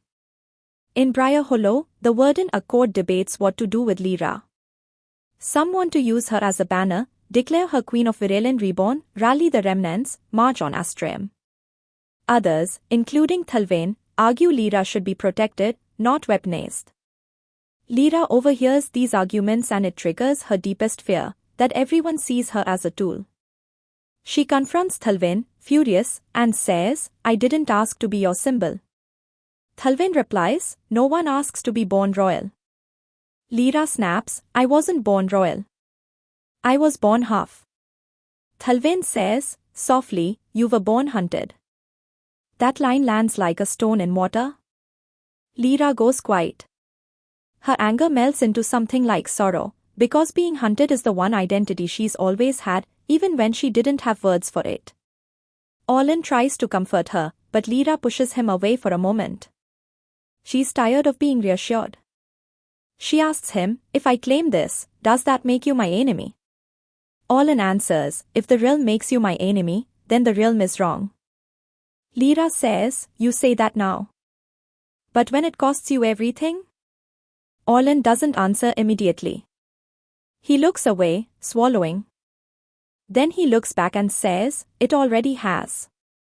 And you believe him, because his life is already unraveling. This is where the romance becomes less about longing and more about mutual recognition. They're not saving each other like in a fairy tale. They're choosing each other in a war they didn't fully choose. And that's heavier, but it's also more compelling. The show's biggest emotional lever in this portion is the pregnancy itself. Lyra is getting closer to term, and the forest magic is helping her stabilize, but the triplets' power is also growing. Strange things happen around her, trees bloom out of season, animals gather silently near her heart, the air fills with that green luminescence when she dreams. The verdant healers warn her that the triplets are not just babies, they are conduits. Each one carries a different aspect, star, root, and something in between, twilight, balance, a new kind of magic. The show doesn't fully explain the third aspect yet, and that's smart because it keeps mystery alive without dumping lore. There's a beautiful scene where Lyra sits under an ancient tree called the Hurtwood, and the verdant healers perform a protective rite. They paint her belly with sap mixed with crushed glowing petals, creating 3 spirals. The paint glows faintly in the dusk. Olin watches, hands clenched, because he feels like an outsider witnessing something sacred. Lyra reaches for his hand and pulls him closer. She tells him, you are here because I want you here. Olin's eyes fill with tears he refuses to let fall. He squeezes her hand like it's the only anchor he has left. That night, Olin confesses something that made me unexpectedly emotional. He admits he used to look at the stars as a way to feel superior, like the sky itself belonged to his people. Now, he looks at them and feels small, because he realizes how much his world has lied. He tells Lyra, I don't know who I am without the court. Lyra replies, then be the man who chose us. Simple, not poetic. It lands because it's grounded. It's something you can actually say to someone you love in a crisis. On the craft side, I have to praise how the show films Olin in the forest. In the palace, he's always framed with symmetry, centered, composed, lines straight. In Briar Hollow, he's framed with branches crossing the shot, leaves obscuring part of his face, light dappled and uneven. Visually, he's being disrupted. He's not the center of the world anymore. That's storytelling through composition, and it's honestly one of the reasons the latter half doesn't feel like a repetitive, court-bullying loop. Now, because I'm staying moderate on spoilers, I'm not going to walk you through every late-game reveal and the ultimate end state of the realm. But I can talk about the major turning points that get you there, and the drama earns those turns with real escalation. The first major late mid-turn is Olin's decision to return to Astram briefly, alone. To retrieve something from the palace, a star metal relic called the Celestine Cradle, an artifact used to stabilize royal births. The verdant healers want nothing to do with star artifacts, but Master Ilion's notes, smuggled via Miriel, suggest the cradle could help Lyra survive childbirth without binding her magic. The catch is obvious, the cradle is in the Queen Regent's vault. Olin's return is tense because it's not triumphant. It's infiltration. He enters Astram under disguise, hood up, star magic cloaked. The city feels different now, hostile. Posters with his face labeled traitor. Eumenarch sermons blaring from public squares. He slips through alleyways he used to rule. There's a scene where he pauses outside the tavern where he met Lyra, and it's boarded up, burned. A small visual reminder, the court punishes not just people, but places that hold inconvenient stories. Olin meets Miriel in a hidden room beneath a bathhouse, and their conversation is sharp and urgent. Miriel tells him the council is preparing an emergency succession vote. She tells him Caroline is losing control to the Luminarchs. Olin asks about Nessa. Miriel's face tightens. She says Nessa is alive, but Velith is breaking her slowly. Olin's eyes go dark. He says, I'm getting her out. Miriel says, get the cradle first. Lyra is running out of time. And Olin, torn, chooses Lyra. That choice hurts, because it feels like abandoning Nessa. But it's consistent, his primary promise is to the mother of his children. The vault heist is one of the show's most entertaining sequences because it blends magic with stealth rather than turning into a CGI battle. Olin uses starlight to bend shadows, slipping past guards. He uses the palace's reflective floors to see around corners. He reaches the vault door, which is sealed with a star sigil that only royal blood can open. He presses his hand to it, and the door recognizes him. It opens with a sigh like a living thing exhaling. Inside, the vault is cold and silent, filled with artifacts suspended in crystal, old crowns, war banners, weapons, relics. The Celestine cradle is a small, delicate-looking frame of star metal shaped like intertwined branches, again, that motif of forced unity. Olin reaches for it, and as his fingers touch the metal, he hears a voice behind him, Caroline. She's standing in the doorway, alone. The confrontation between Olin and Caroline in the vault is, for me, the acting peak of the series so far. Caroline doesn't yell. She doesn't plead. She simply says, put it down. Olin says, I'm taking it. Caroline steps forward, eyes shining with unshed emotion, and says, you don't understand what you are doing. Olin replies, I understand exactly. You are willing to sacrifice Lyra and the children for control. Caroline's face flinches, and she says, I saved her once. Olin freezes. You did, he says slowly. Caroline looks away, and for the first time you see the weight of her own choices. She tells him she smuggled the Wood Elf child out during the Root War because she couldn't stomach the slaughter anymore. She tells him she hid the child in the human borderlands, erased her name, erased her trail, because it was the only way to keep her alive. Olin asks, voice shaking, then why are you hunting her now? Caroline answers, because I know what happens when the forest rises. I watch the realm burn. I watch people I loved die. Olin says, you are making it burn again. Caroline whispers, I'm trying to keep it from burning worse. This is where the show's moral complexity really shines. Caroline is not a hero, but she's not a cartoon. Her fear is real. Her guilt is real. And her solution is still monstrous. That contradiction makes her tragically believable. Olin tells her he won't let Lyra be caged. Caroline's eyes harden again. She says, if you leave with that cradle, you leave as my enemy. Olin lifts the cradle and says, then I leave. Caroline's voice cracks, just a little, Olin. He pauses, and you can see the sun in him fighting the prince. Then he turns and walks past her. Caroline doesn't stop him physically. She lets him go. And that choice, letting him go, haunts the rest of the arc, because it suggests there's still a mother somewhere inside the regent. Olin escapes Astram with the cradle, but the cost is that Caroline officially declares him traitor publicly the next day, because she has to maintain authority. It's one of those painful political truths, even when she feels something, she cannot show it, or the Luminarchs will devour her. The show doesn't say that outright, but you can read it in the way she stands stiff on the balcony, delivering the decree like she's reading her own heart's funeral.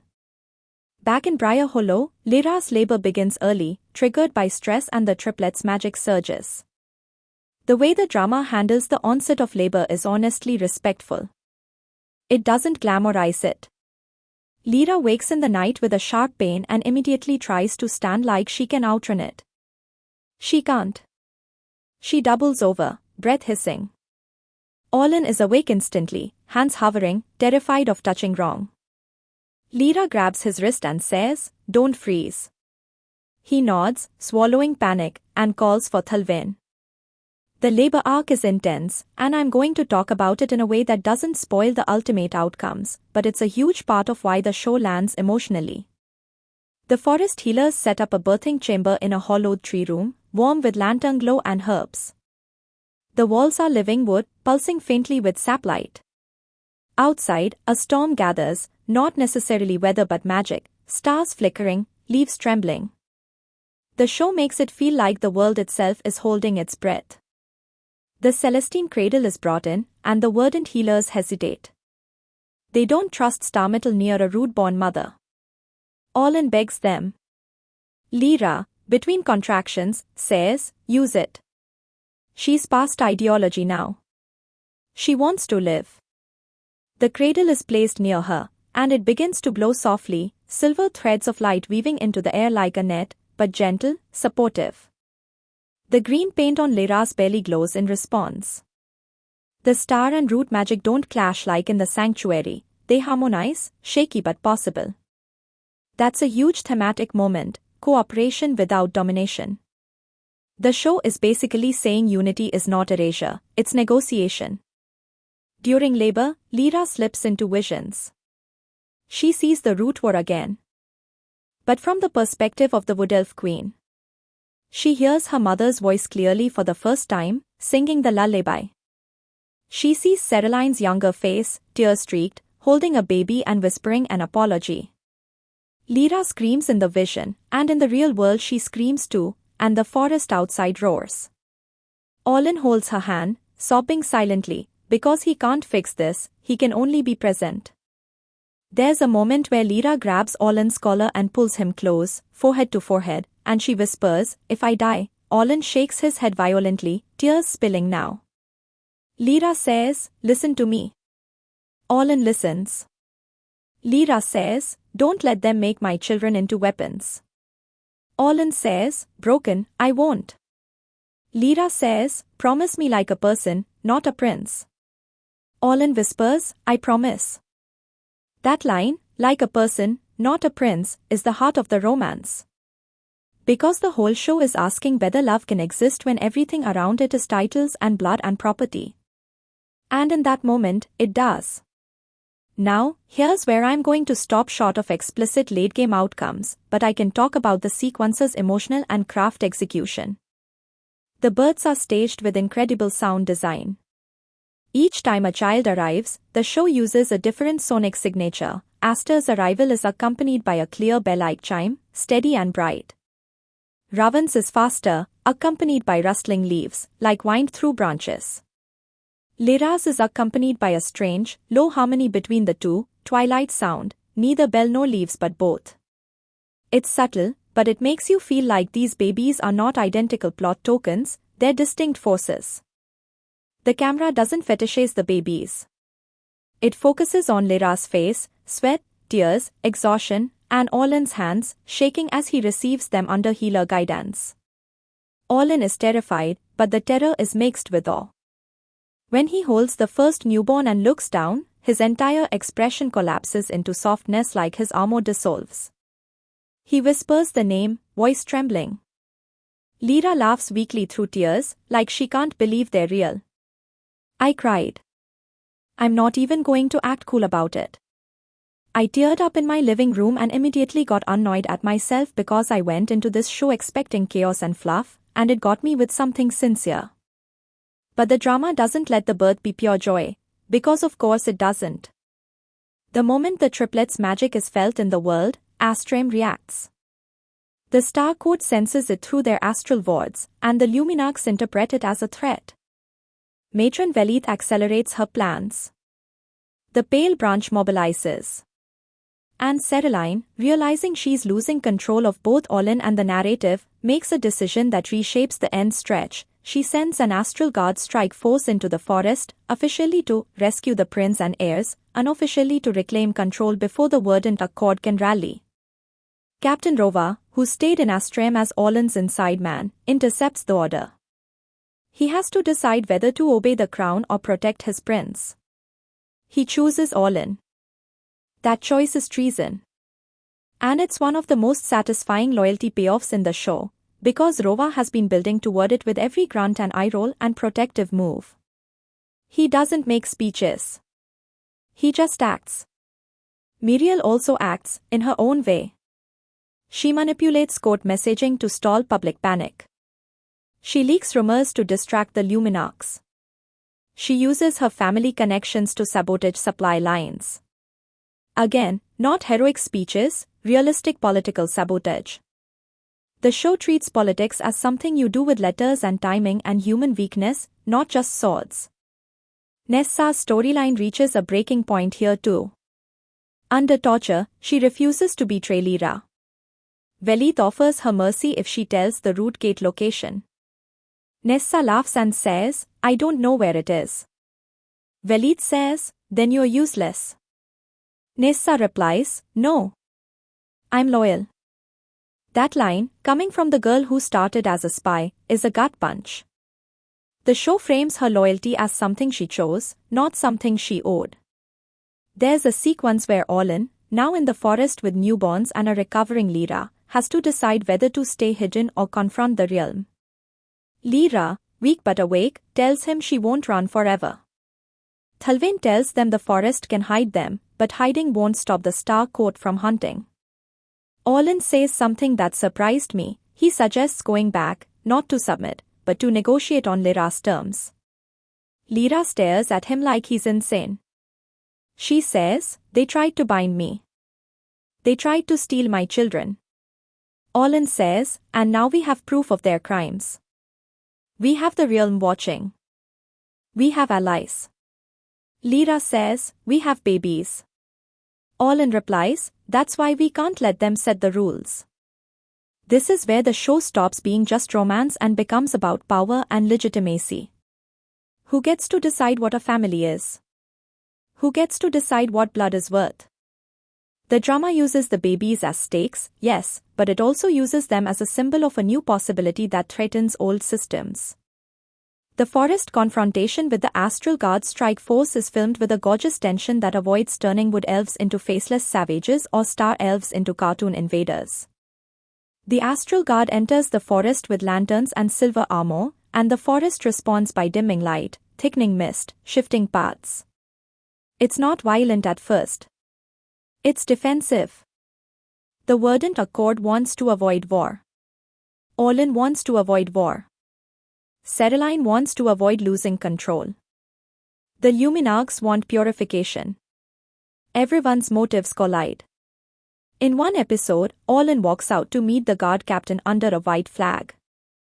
The guard captain is someone Orlin trained with, a man named Alric, loyal to the crown. Alric looks at Orlin with genuine sorrow and says, "Come home."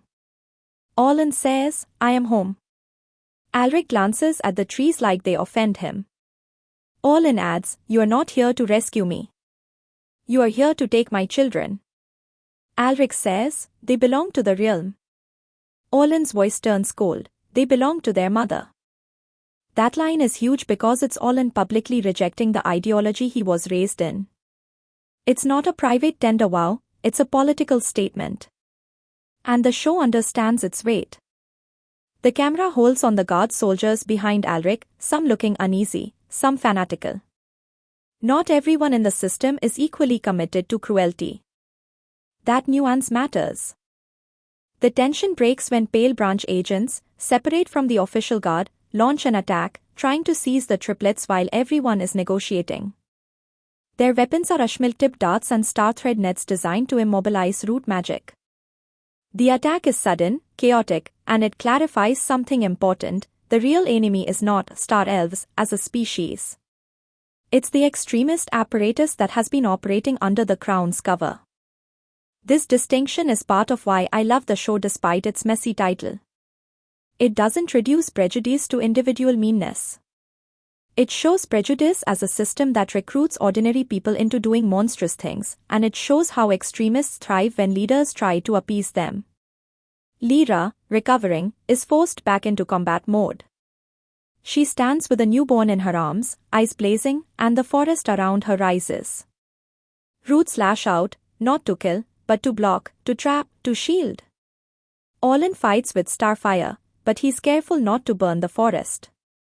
The choreography is thoughtful, his blasts curve upward, lighting the canopy like falling stars rather than scorching earth. Lyra's roots form walls, not spikes. They're defending life, not taking it. There's a shot that's pure cinema, Orlan and Lyra standing back to back under a tree, newborns protected by verdant healers behind them, while starlight and green light swirl in the air like two storms intertwining. The music swells, choral and percussive at once, and you feel the thematic thesis in your bones: unity is not pretty, it's violent to the systems that rely on separation. Now, I'm going to pivot into performance critique because the actors really carry this complicated back half. Lyra's actress deserves applause for how she portrays postpartum vulnerability without losing Lyra's core steel. Her movements are slower, her voice sometimes shaky, and she doesn't glamorize it. You see fatigue. You see fear. And yet her eyes stay fierce. Orlan's actor nails the shift from polished prince to exhausted partner. His posture changes. In the palace, he holds his shoulders like armor. In the forest, his armor is gone, and you see how heavy responsibility actually is on a human spine. The show also gets a lot of mileage out of micro-expressions. Ceraline's actress, in particular, is doing Olympic-level acting with her eyes. There's a scene where she watches a Luminarch sermon calling for purity, and you see disgust flicker across her face, then calculation, then resignation. She created a system that now threatens to devour her. That's tragedy. And it's played quietly. Okay, here's another surprising take I want to defend. I don't actually think the show's biggest weakness is the tropey premise. The premise is fine. It's fun. The bigger weakness, for me, is that sometimes the writers rush the political logic to keep the romantic stakes heightened. There are moments where council votes flip too quickly, or where an artifact appears exactly when needed. It's not constant, but you feel the hand of the writer occasionally. The reason it doesn't ruin the show is because the emotional throughline is so consistent that you forgive the convenience. But if you are a politics logic purist, you'll notice it. Another critique: the show occasionally leans too hard into "everyone hates Lyra" scenes early on. I get it, they're establishing prejudice, but there are 2 episodes in the middle where the court cruelty starts feeling repetitive. The only reason those episodes don't drag is because the greenhouse wing and root magic mystery keep evolving underneath. Still, the pacing could have used one less Luncheon humiliation and one more scene of Lyra building alliances sooner. But when it hits hard. There's a late scene that I think encapsulates the show's emotional maturity. Lyra, holding one of the triplets, sits alone in Briar Hollow at dawn. Orlan approaches quietly. He looks wrecked. He sits beside her. No flirting. No speeches. Lyra says, "I'm scared I won't be enough." Orlan says, "You already are." Lyra shakes her head and says, "Not for them. For the babies. For the forest. For your realm." Orlan looks at the infant's tiny hand gripping Lyra's finger and says, "You don't have to be enough for the world. You just have to be their mother." And you are. I know that sounds like a simple line, but the way it's delivered, with everything they've been through, it lands like a hand on your shoulder. From here, the story moves toward its final stretch of confrontations, negotiations, and identity reckoning. The realm can't ignore the existence of the triplets. The verdant accord can't keep hiding. Orlan can't go back to being a compliant prince. Lyra can't go back to being a half-elf clerk in a border city. The question shifts from "who is Lyra" to "what does Lyra want to be, and can she choose it without being crushed?" And that's where the show gets surprisingly tender again. Lyra refuses to let the verdant accord crown her in a private ceremony. She tells Thalvain she won't accept a title that becomes another chain. Thalvain says, "A crown is a weapon." Lyra replies, "Then don't put it on my head." Instead, Lyra proposes something radical in this world. She wants representation, not monarchy. She wants the wood remnants recognized as a people, not as a royal line. She wants her children to be children, not symbols. Thalvin is furious because she's waited a lifetime for restoration, and Lyra is refusing the myth. This argument between them is one of the show's best-themed debates. Thalvin accuses Lyra of cowardice. Lyra accuses Thalvin of using her. Orlan stands back, not inserting himself, which is correct because this is not his conversation to dominate. In the end, Thalvin doesn't fully agree, but she respects Lyra's refusal. She says, grudgingly, a seed chooses its shape. Lyra says, then let me grow my own way. That's a powerful line because it's about autonomy. And it's also the show quietly stepping away from the prince's reveal fantasy that could have flattened Lyra into a trope. It lets her be political without being a crown. Meanwhile, Ceraline, under pressure from Luminarch extremists and public unrest, begins to crack. She attempts to regain control by offering Orlan a deal through secret channels, return, publicly renounce root influence, and she will guarantee Lyra and the children protection under royal household. Orlan reads the offer and laughs bitterly. He tells Miriel, protection is their word for captivity. Miriel says, yes. But it's also their word for compromise. She urges him to use the offer as leverage. This is where Miriel becomes crucial. She's the pragmatist who understands that revolutions aren't won by purity of intent, they're won by strategy. She advises Orlan to demand Nessa's release as proof of good faith. Orlan agrees. Ceraline hesitates, because releasing Nessa would weaken Matron Velitha's grip. But Ceraline also knows she needs Orlan back to maintain legitimacy. She orders Nessa moved, not freed, moved, which is the first step. The show keeps tension high around Nessa's fate without revealing everything too soon. We see her being dragged down corridors, half-conscious, hearing whispers of traitor maid. We see her eyes flicker with determination even in exhaustion. And we see Matron Velith watching from a distance like a spider watching its web being tugged. Velith is not going to let her prey go without biting. At this point, the drama's tone is basically, everyone is making moves, and the board is on fire. Now, because I'm moderate on spoilers, I'm not going to describe the ultimate final confrontations blow by blow, but I can tell you how the show uses its themes to build toward them, and what the emotional payoffs feel like along the way. There's a pivotal public scene where Lyra is forced to appear before a mixed assembly, border representatives, minor houses, and even some commoner delegates, under a temporary truce arrangement. She arrives not in a prince's gown but in a simple cloak, babies protected and mostly kept out of sight. Orlan walks beside her, no crown, no regalia, just a man with tired eyes and a spine. The assembly hall is not the Star Court's perfect symmetry, it's a rougher chamber built to accommodate different factions. The camera frames Lyra not as small anymore, but as centered, grounded. When Lyra speaks, she doesn't claim a throne. She claims a life. She says she is half-elf by upbringing, wood-elf by blood, mother by choice. She says her children will not be owned by the realm. She says the Root War's wounds are still bleeding and pretending otherwise is poison. The dialogue is sharp but not preachy because Lyra isn't moralizing, she's testifying.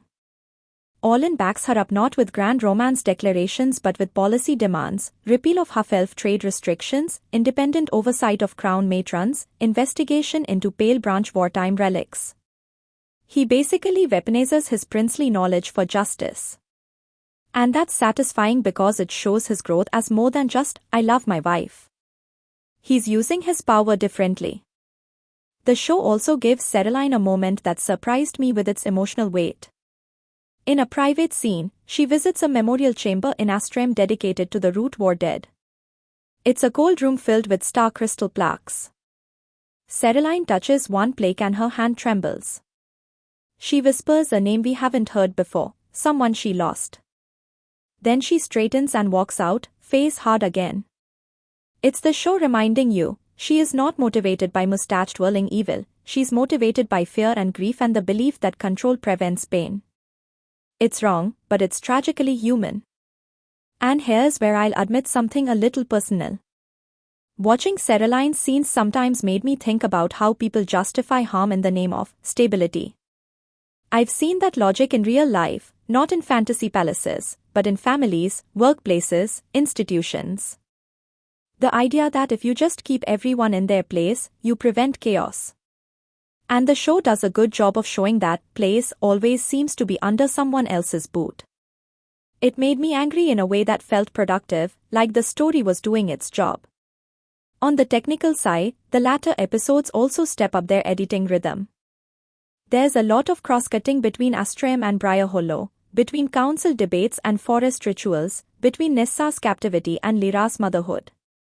It could have become messy, but the show uses sound bridges, root speech lullaby carrying over into a star court speech, or the 3 baby pulses under a council vote, to tie it together. That's good post-production intelligence. Let's talk about the triplets as characters for a second, because I was skeptical. Triplet babies in a drama can easily become props for cuteness. Here, they're mostly used as stakes and symbols, yes, but the show gives them individuality through magic and behavior. Aster is calm, quiet, often glowing faintly silver when held by Olin. Rowan is restless, tiny fingers grasping at leaves, often emitting warm green light that makes plants bloom. Lyra is the odd one, quiet but intense, eyes seeming to track shadows, emitting that twilight hue that makes everyone uneasy. The show doesn't turn Lyra into evil baby, thank God. It turns Lyra into unknown future, which is far more interesting. There's a scene where Lyra tries to feed Lyra and the baby calms only when Olin hums the star court hymn quietly. Lyra watches, surprised, and Olin looks guilty, like he's afraid he's imprinting the coat on the child. Lyra says, "It's not the coat. It's your voice." That's such a small line, but it reframes heritage not as ideology but as love. That's what the show is best at, taking a big political theme and landing it in a domestic truth. I also want to highlight the dialogue texture. Root speech isn't just random syllables, it's used sparingly, often in moments of truth or instinct. Startongue is used in formal settings and commands. When characters mix the two, it signals transformation. There's a moment where Olin, furious, curses in Startongue, then immediately catches himself and whispers root speech to calm the forest. That linguistic switch is character growth you can hear. Now, if you are here mostly for romance, yes, you get romance. But it's romance with teeth. Lyra and Olin don't just stare at each other and pine. They argue about tactics. They negotiate boundaries. They confront privilege. They make mistakes. There's a scene where Olin, under stress, tries to decide something for Lyra again. He suggests sending the babies away to hidden foster caretakers for safety. Lyra explodes. She says, "You don't get to separate me from my children to make a plan easier." Olin tries to explain, and Lyra cuts him off, "That is what your court does.